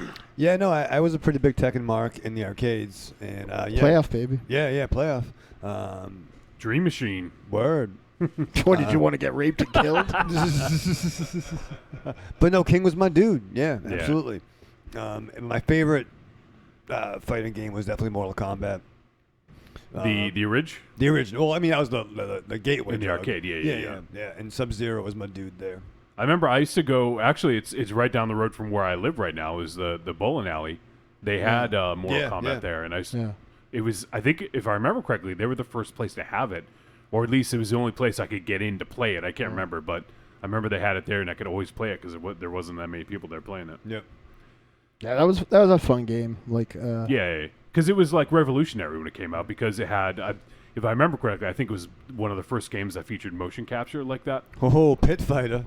Yeah. Remember that, John? Yeah. I actually I spoke with our good buddy, former management, and friend of the show, Duncan Arsenault, for a couple hours today. And I didn't think of this at the time, but like we were just kind of reminiscing about funny things. But nothing made losing in a fight worse, or enjoying him beating somebody more than how hysterical laughter he would get when he strung together some like shitty dropping people on their heads and kicking them in the face and Tekken. Yeah. Like he just laughed his ass off. Like it was like the funniest thing ever. Like, and if you were sitting back in line and watching it was a good time, but if it was you were pissed. Yeah. You were fucking mad.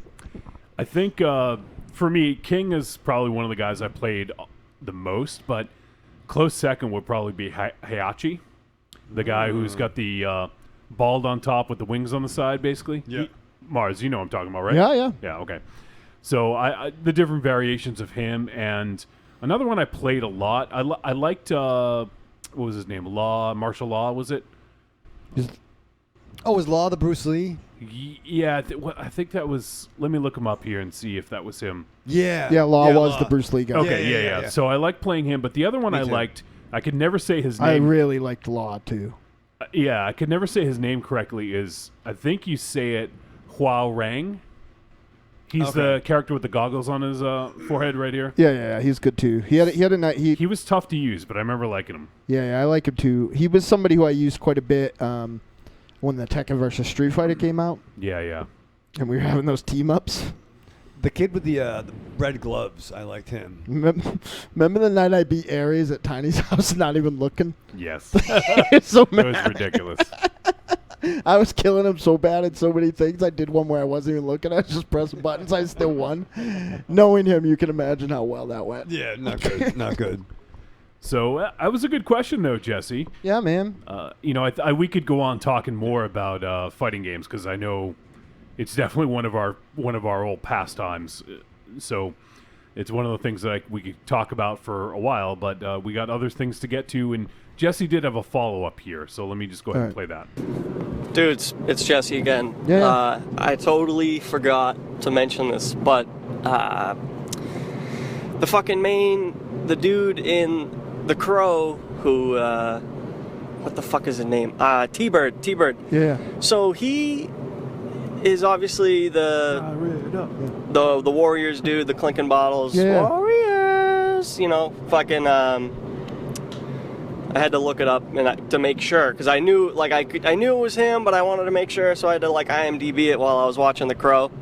But I'm on his IMDb page, and he's the boss of the cleaning crew in John Wick.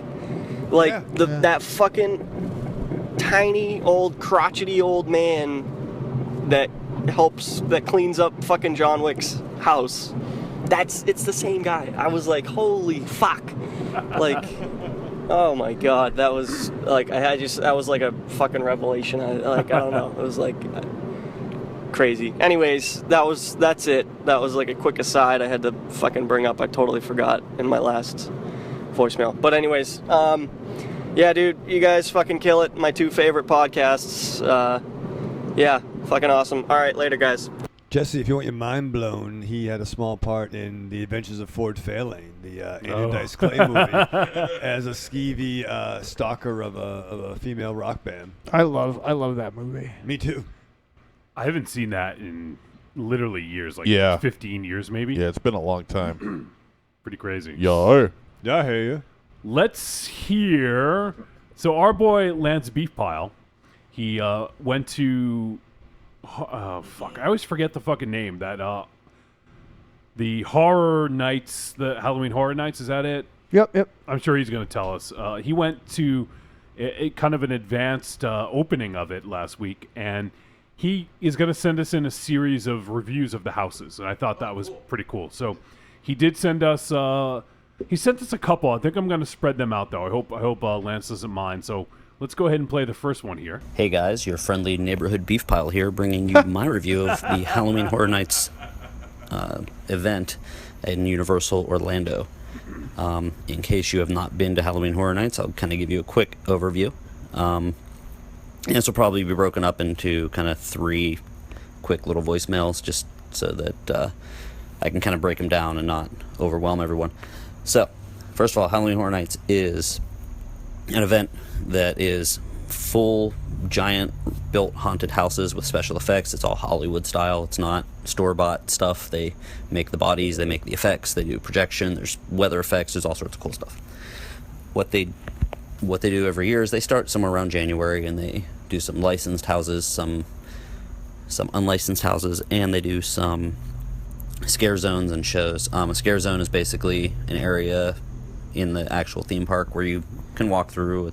You're not in a big line. You can kind of hang out on your own time. It's kind of between the houses.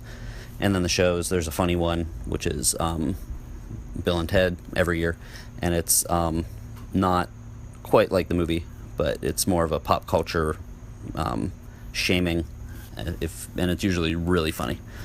They also usually do some sort of show that's more of like a kind of a torture-based show, where they'll pull people from the audience, like take people from the audience, and do stuff like that. I have not had a chance to see that one this year, or the Bill and Ted one for that matter. So that's the overall breakdown. I'm going to talk about the scare zones first. There's a bunch of scare zones this year. There's 5 scare zones. One of which is called A Chance in Hell, which is using the mascot of this particular event. The mascot is a character named Chance, female character. If you think of Harley Quinn, kind of mixed in with the Crow. She's got like the Crow makeup, but it's carved into her face by Jack, who's like a clown character who they've used in the past. But I believe Jack was put away last year for the anniversary, so Chance is now in charge. The Chance in Hell show is pretty much the first one you run into, and it's kind of a small torture show. They have little events, little spaces where they do they're like doing surgery on people and doing stuff like that, and you can kind of get pictures and things like that. I did actually put some pictures up on the Trick or Treat Radio Facebook page, so feel free to track those down. They were from last Wednesday. Anyway, another scare zone is called Survive or Die. That is kind of a nature taking over type area. It's built in the New York City area of Universal. They've got a bunch of really cool projection effects of like the buildings falling down. There's smoke effects and fire effects. They have like vines growing all over the place, and all the scare actors are kind of covered in moss. They sort of look like Stephen King in that one movie that they had with the shorts. A lot of cool apocalypse type stuff, and end of the world things. There's an area called Lair of the Banshee, which is a very woodsy area. There's a bunch of like pissed off kind of angry elves and sprites and nature-y things. Banshees are actually these girls that are very, very loud, and they will jump right in your face and scream quite loudly. I am pretty sure all of them are going to have severe like vocal cord damage by the end of the event, as they were going all out. It's pretty impressive. There's another area kind of in the Los Angeles area of Halloween Horror Nights, or of Universal Studios. They did an area called Vamp 55, which is, you take the 50s kind of, prom queen, band nerds, everyone in the town at the football game, and turn them all into vampires. So you've got your parade floats and old school buses all crashed up, and all of the football players are vampires, and all the prom queens are vampires, or people running from them, trying to ask you for help, that kind of stuff. There's band nerds crucified onto the floats, all sorts of fun stuff. The best scare zone I think, and it's partially because it's something I'm kind of creeped out by, is called Dead Man's Wharf. It's in the San Francisco area of the theme park, where Jaws used to be. And very foggy, cobblestone streets. It's right on the water. They have a big lake at Universal if you haven't been there. And they have, full boat wreck crashed up onto the dock or onto the pier. All sorts of lobster cages and spools of rope and, all sorts of other things that you'd see on a pier. And they have these, like, ghostly sailors wandering around. They're all covered in barnacles. It's really well done. There's a ton of things to see. I'm probably gonna hang out with that one for a while and just to kind of see all the stuff that they have there and just to watch people get scared. So that was the overall and the scare zones. I will record a couple other things for the original houses and the the licensed houses, and you'll hear from me in a second. Cool. Well, it sounds pretty intense, and a ton of details. Sounds like it went into this. So why is this the place where all the scary shit ever happened, and none of the cool shit like that happens here? Yeah. And the funny thing is, too, I don't know if you guys had looked for it yet, but there was the Black Phillip Ale. Yes. Yes. Apparently, you can't get it here. Yeah, I tried looking for it. I can't find it. So I was gonna get it for T-Dog, and I talked to someone at local liquor store that Julio's. Yep, that's the one.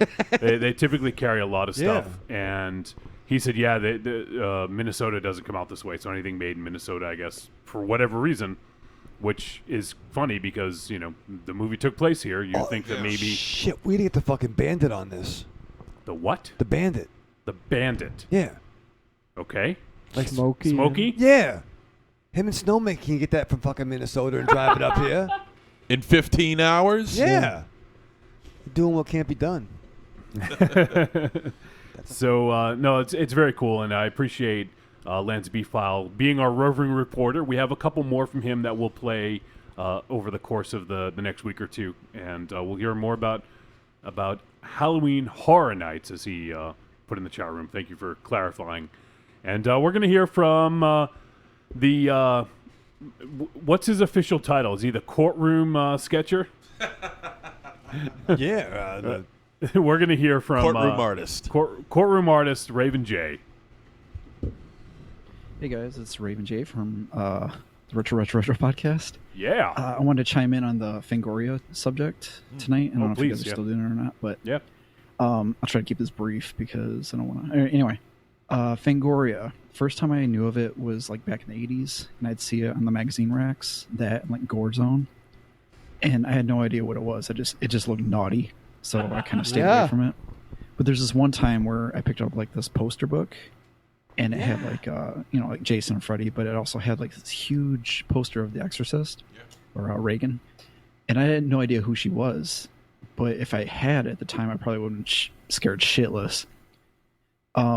Aside from that, I didn't get into the magazine until my freshman year of high school, which is like 94. And I remember specifically like Night of the Demons 2 was like the main focus of the magazine, or one of the main articles. And I remember there was this Plan 9 from Outer Space comic book. They had like a picture of it. I think it was something to do with Ed Wood. But anyway, I just remember specifically because like there was these chicks with huge knockers. There you go. I eventually got that comic and it sucks. Anyway, one of the things I loved about Fangoria was getting catalogs from the back of it, like all the ads in the back, like Phantom Video, which I think is still running in it. It's got like this Midnight chick Video with a hood and like she's putting a VHS tape in her tits or something. Yep. But Revoke Film Prodigies was like one that I got, and that's where I learned about Meet the Feebles and that there were more zombie movies like from the Fulci movie. Riccio and Necromantic, which I eventually seen. Well, I actually didn't watch it because I couldn't, because it was too gross.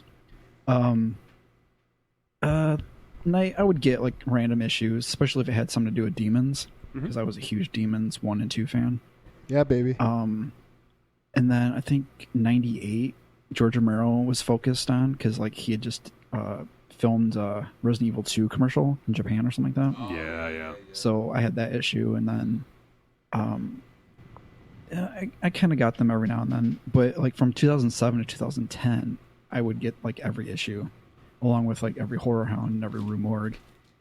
But since then I've just kind of like trailed off, and I'll get them every now and then, but usually not Fangoria. Horror Hound is like pretty much the only one I'll get. Yeah. Like I don't really mess with Rue Morgue anymore either, but I love Rue Morgue. yeah, Fangoria was fucking awesome. It was hit or miss in the 2000s, but whatever. That's it. Have a good show, guys. All right, buddy. Thanks, man. I know you've been contributing all episode, but it's always good to hear from you. And everyone go check out the Retro podcast, or if you're on iTunes, I think it's listed under the Retro 3. So Raven J has an awesome podcast over there. Mm-hmm. And Raven J also brought up on our feed, he brought up Wood Chipper Massacre, which I'm a big fan of. Yes, you are. You haven't talked about it in a while. No, well, I think we should talk about it a little bit more. No. But No. not right now. Not right now, yep. As we almost had to set the clock back to the amount of days that I haven't shit my pants, I read almost a whole Rue Morgue today on the toilet. Okay, good. Wow. Yeah. Wow. Jesus. Oh, shit. Denny says, I think we should camp out at Spider Gates. You guys do a show from there. NO spells no fucking way. He said I camped there in high school. Yeah, it's a good thing because you're not really Denny anymore. You're a demon Denny. Demon Denny. It's waiting to get have, me. Have all of us been to Spider Gates? Oh, yeah. No. You never been? No. Wow. I don't know where it surprised. is. I know it's in Worcester somewhere. Yeah, it's right near the airport. It's in Leicester. Yeah, it's not too far from where I lived and Raven Shadow lives. I've never been. I've always wanted to, but I've never been. I got offered to watch. Well, maybe we should go. Maybe I should. My lady friend at the time kiss another lady friend if I would go into Spider Gates, and I didn't go. You fucking go in there. No, I didn't. You fucking go. Keep in mind, this wasn't I'll like go this Halloween. 2016. Like I'm really jaded. Me. This was like I would have fucking cut off one of my arms to see this me, and I was like, nope. Scariest thing about that is that the cops will fucking be all over that joint. The what? The cops. There's fish there? The cops. The caps. The cops and rabbits. Carps and rabbits. Holy sheep. Carbs. Yeah. Cops will be all over there. You'll be fucking loading up on the simple cops. What do you want, Kappa? Yeah. Jesus. Jesus, the caps. They come there in the daytime. We went for a walk once with my dog. We're walking. Everyone's walking. It's nice. I go back to the car to get something, and all of a sudden, they pick up patrol. There's a side entrance. That's the way to go, I think. Yeah, but that side entrance is near like a bad kid school, so you don't want to go down there for that. Bad kids will get you too. Bad kids. Yeah, it's bad. Don't go down there. Bad Street USA. I don't even worry. You could go down with me in like 1990 something and not get in trouble because all the policemen in that town's last name was White. So you weren't. Yeah. A lot's changed. Yeah, you weren't in. You didn't. No matter what happened, it was always like, you crazy kids. Stop lighting that church on fire and go back home. Melissa asked, what was the verdict on 31? And so I replied in the chat room, said poopy. And she said, what? Good stuff. And Raven J says, do you guys know of Sleaze Grinder, Ken McIntyre, or the Humanoids Band, or Kari Nations? Humanoids Band. There is a band from around here called the Humanoids, which was fronted by my buddy Dr. Clay Inferno. I'm not sure if that's the band that he's speaking of. And that, what's the name of that, the other band? Kari Nations? No, sorry, the first one. No, Kari Andrews. Sleaze Grinder. I think, is Sleaze Grinder a synth thing? I think I might know that too. I don't know. Yeah, I'll have to I'm not follow familiar. up. All right, so I think we have two more voicemail. Oh, we just got one from Melissa. Let me. We're gonna hear it now. Why? Has she even seen it yet? Probably. She usually watches stuff as soon as it hits VOD. Let's hear from our buddy Mr. Josh Gravel. Hey guys. Hey, Trick or Treat Radio, guys. This is Hey. Josh from the Art and Josh. Film Society here. Just calling in with my thoughts on this week's film. And You know what? First, before I go into this, I'm going to give you guys a quick rundown on my thoughts of the Rob Zombie films. Because, you know, I've been pretty middle of the road on them so far. House of 1,000 Corpses, I thought was quite a good film until like the last 15 minutes. Devil's Rejects, I thought was great. Like, flat out wonderful film. The Halloween remake, I thought was a good slasher film, but a bad Halloween film. Halloween 2, I found extremely frustrating because there were moments of amazing filmmaking juxtaposed with moments where I don't think anybody was paying attention to what was going on. And then Lords of Salem, which I thought was almost another great film. So now we come to 31. And 31, I think it's just not a very good film. I mean, it's kind of a tired premise, the whole, you know, it's obviously, you know, Most Dangerous Game, you know, clearly, you know, nods to like things like The Running Man and things, you know. I mean, you know, I watched it with my girlfriend Steph, and even she was saying that, you know, having the people in charge be almost like, you know, in this faux aristocratic, almost seemed like a nod to the Hunger Games of all things, which, you know, I mean, just seems to be so many similarities to other things. And the writing isn't very good. I mean, I know he kind of takes a lot of shit for all of the vulgar language and, you know, stuff that goes on. And usually, in every other film, I've been able to kind of look past that. But I'm just going to say that in the first, like, 15 minutes in this film, the dialogue seemed so forced and so awkward that I thought half the people in that tour van were reading their lines, like, off the page as we were watching. Yeah.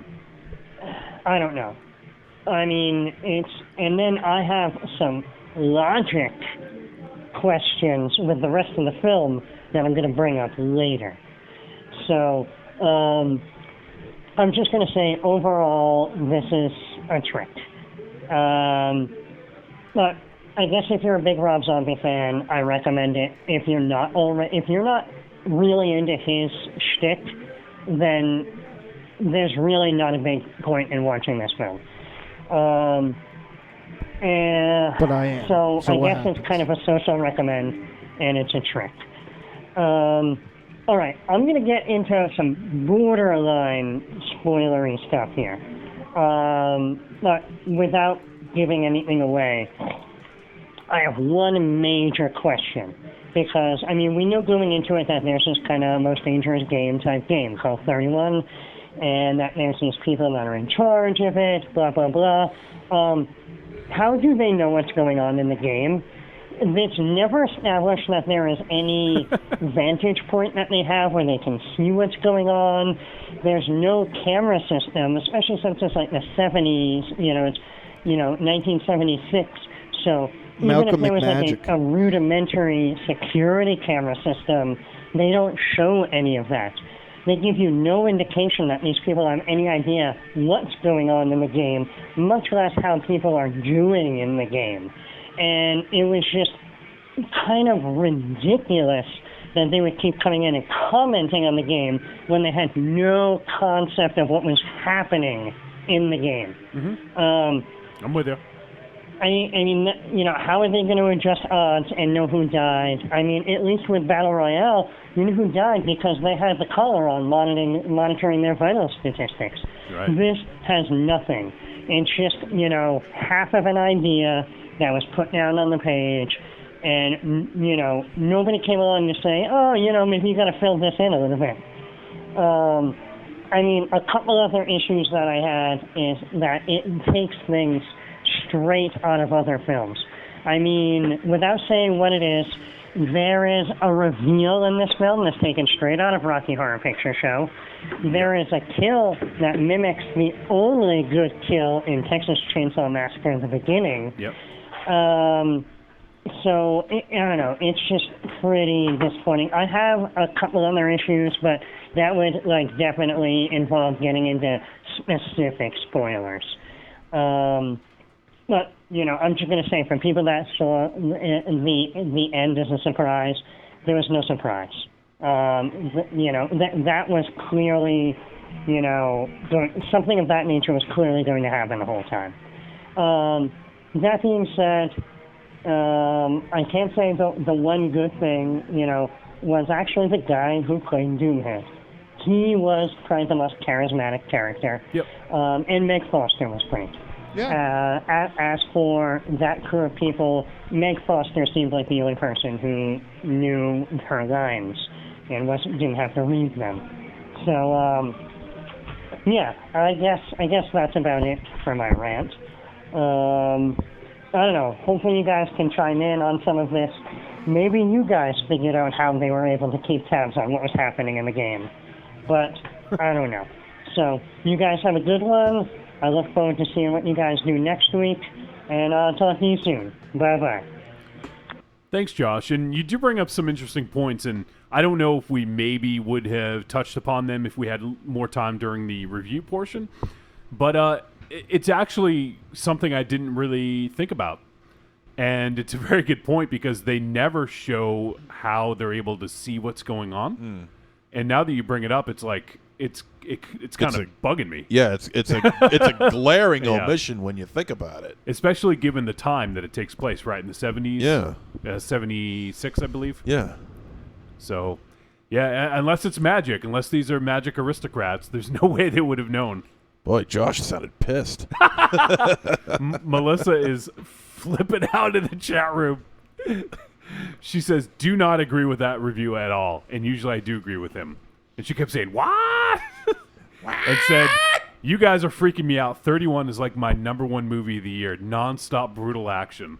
I'm dying. I think, Well, I mean, I if think, that's Oz, what you I think like, Oz was broken then that's because we didn't fine. have any brutal action in Oz. Yeah. Did she spell blurry wrong? Did she mean nonstop blurry action?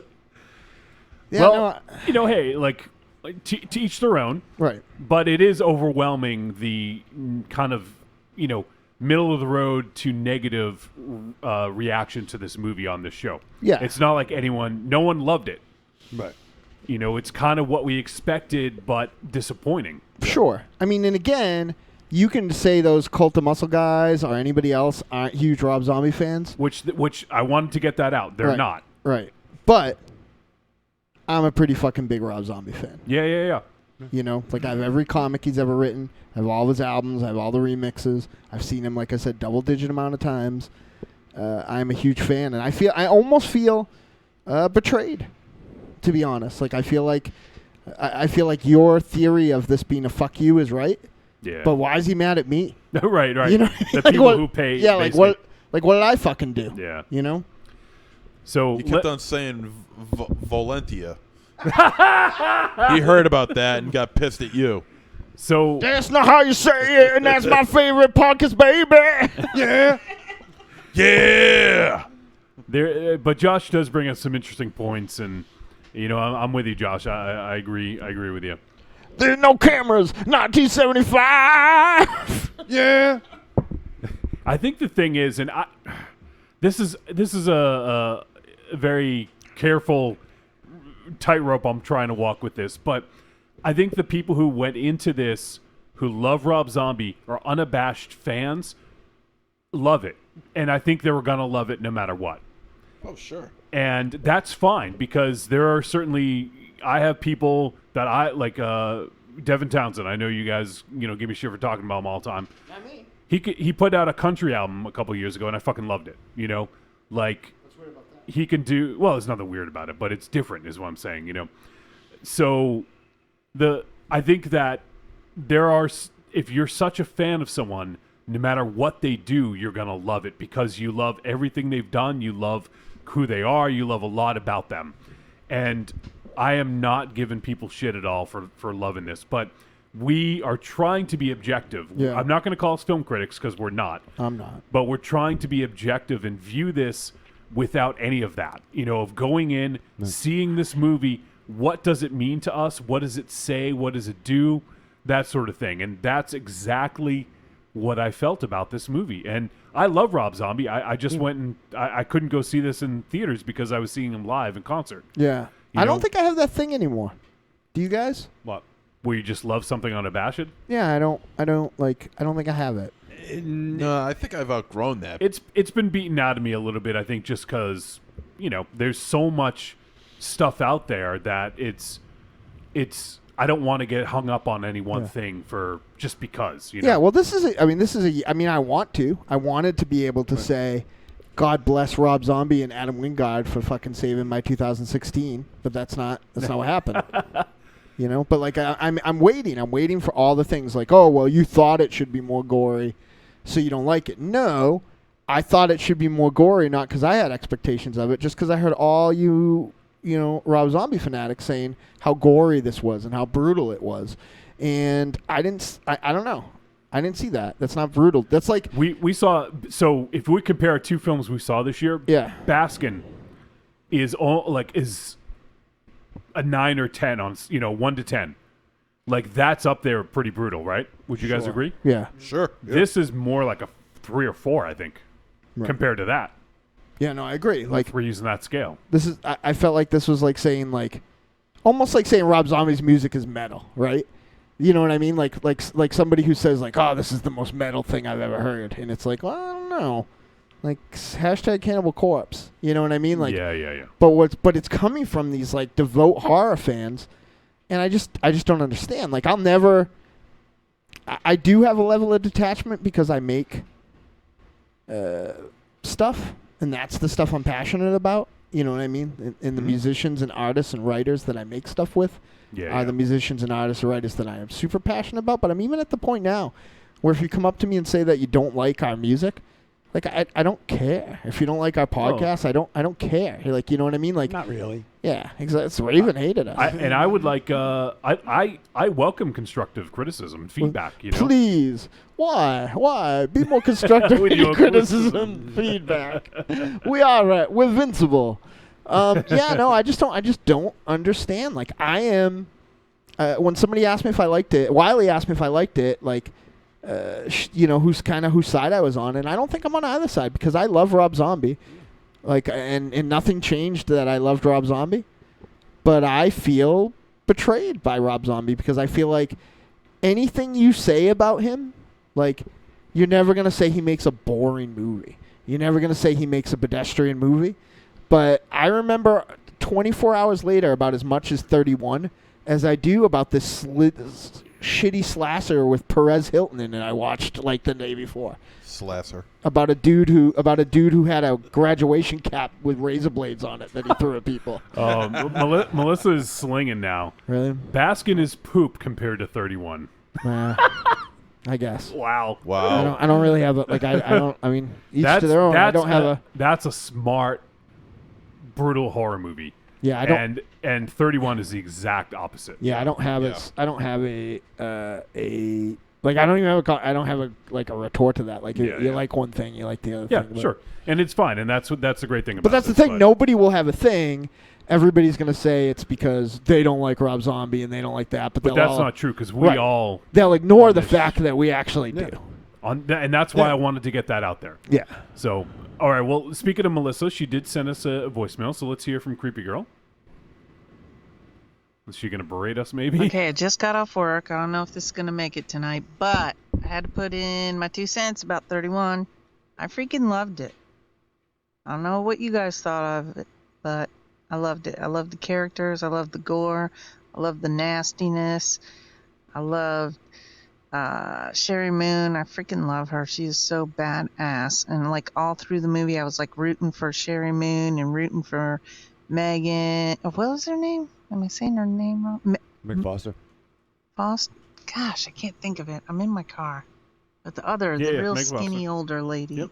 They were both like badasses in it, and I was like rooting. Meg Foster? Right. Am I saying her name right? Mm-hmm. I don't know. I'm so tired. I just got off work, and I started at 10 a.m. Oh. So I'm exhausted. I probably sound horrible. But I just got to put my 2 cents in. That's all I got to say. Bye. All right. Well, there you go. And Melissa says, "Oh my God, I wish you saw his commentary on 31. They showed it at the pre-show."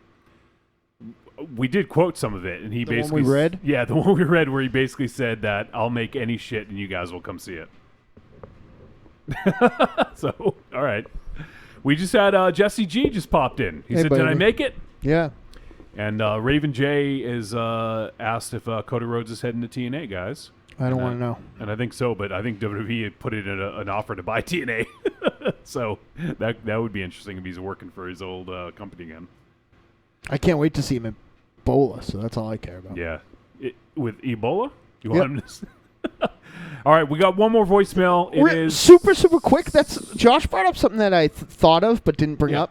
Like, that's even more disingenuous about 31 than like his like blatant, like you brought up his Texas Chainsaw Massacre riffing and CDR embellished on it. Like, I feel like he pulled some more obscure stuff here, and as opposed to doing like a take on it, like that Texas Chainsaw Massacre, the New Beginning thing, like that's like almost shot for shot. Like, that looks just like that. You know what I mean? Like, I really like feel like there was a degree of disdain. Like, I feel like Rob Zombie pulled out his dick and peed all over his fans, and his fans are like, do it more. Well, some people are into that. Yeah, I don't mind it, but like, like not. Except when it's Rob Zombie, then apparently. Yeah, well, no, I was like looking up, like, oh, let me see this movie. Oh, I got zombie pee in my eyes. It's not Sherry's. You know, and I love Sherry Moon Zombie, and I thought she was pretty. I didn't think she was bad in this. She was I thought cardboard. she was written bad in this. Yeah, she was cardboard in this. Like, I think 1 minute she's like there was no. It's like we missed 20 minutes of her like getting the gumption, you know. So yeah, it's just I don't know. Like, it's like I am very angry. They make my hockey movie, so I'm gonna make a movie for you dummies that's poopy. Yeah. Jesse G says Raven Shadow looks like Count Chocula. You do. Put your collar up. Flip it up. Yeah. Look at all those marshmallows. Did he wear white? Did he wear white? He killed Dynamo. Dynamo's dead. My cereal is filled with chocolatey marshmallows. I don't think he wore white, though. Let's see. I'm going to pull up a picture. Keep going. The best part is in 2 weeks, Raven Channel is going to be like, that cereal thing really bothers me. Is it, oh, wait, let's Now see. try these other General Mills cereals. Frankenberry and Blueberry. Part of a delicious balanced breakfast. He's wearing a white shirt there. But you're missing the cape and the jacket. Yeah, I don't have that. You need it. I think we found your Halloween costume. Yeah. I'm so fucking exhausted. I'm going to head out. This is fucking... What hour is this? It's a 1:07. We're wrapping up. We got one more voice. All right, let's get to it. You just don't want us to make fun of you. No, I want to go and get I want to feed my dog. Yeah. Why don't you fucking I take my dog make arrangements? I have coverage, but there's also we go a little bit fucking late in the night. All right, let's hear from our buddy First Time Mike. Yeah. Oh, hold on, let me do it again.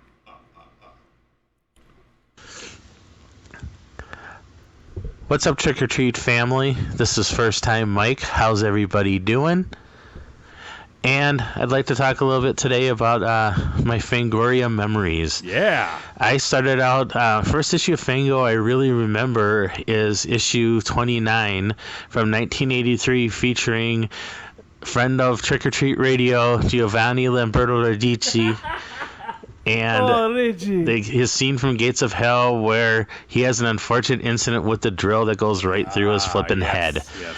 And I was flipping through it before my grandma and came around, and as soon as she saw it, I was told to put it back. I was going to ask, but surprisingly enough, with the man with the drill on the head on the cover, Grandma would not buy me that issue. Okay, that wasn't really surprising.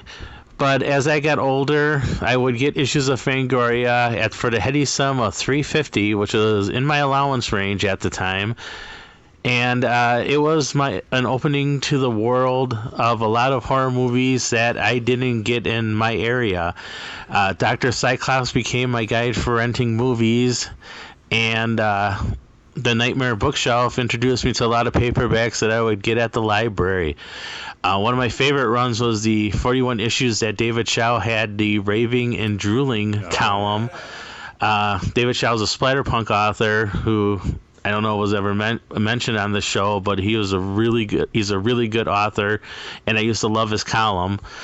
And I found out, I agreed, mentioned last week, Terror Teletype was one of those things where you saw the upcoming releases and you were hoping upon hope that they were eventually going to do that new version of the Mummy, even in like the mid 80s, which eventually came in 99 and resembled nothing what it was told, but that was part of the fun. And although I don't read Fango anymore, it is one of the foundations of horror for me. It led me to its sister magazine Gore Zone, led me to more extreme types of horror, and led me to Chaz Balin, who, and when I saw his name on a magazine called Deep Red at another local store, led me into even more different extreme horror. So, along with Elvira, Mistress of the Dark, if Elvira is my godmother of horror, Fangoria magazine is my godfather. Nice. So, I like many real regards to Tony Timpone, because he was the editor pretty much when I was a regular Fangoria reader, and even though I don't read it now, I wish him all success. Hope everything's going well for you guys. Thanks for listening to my ramblings as always. Good night to you and everybody else. This is first time Mike saying good night. That dude's got a good radio voice. I agree. We love your contributions, first time Mike, and I think that was a great trip down memory lane. Fango definitely meant a lot to most of us, and it's amazing that we're able to be graced by Tony Timpone to talk about that and all the other stuff. So. Very awesome stuff. Maybe when I buy the network and cancel everything but Unchained with Agent Nicole and Bobby Chains, he can have a show. Yeah, he can have a show. Yeah. So nice of you. Thank you. Are you going to do a segment on his show? No. Okay. No, I'm not doing as ELO. I'm not showing up to this show anymore. So I got plenty of time. Me and Ray Richard are going to go feed the dog. That's going to be your podcast. Feed the dog. Yeah. All right. Well, I don't think we have any. Yeah, no emails. Let me just take a real quick look at Twitter. I don't think we have much of anything going on there. Let's see. It's just Slagoth was just sending us retweeting some stuff and asking us to follow people, and so yeah. So if you guys want to follow us on Twitter at the Deadites, feel free to tweet at us. We'll read your tweets on there. You can also send email, voicemail, voice memos, podcast at trickortreatradio.com. I think we got one more message from, holy shit, Raven J coming through. Jesus.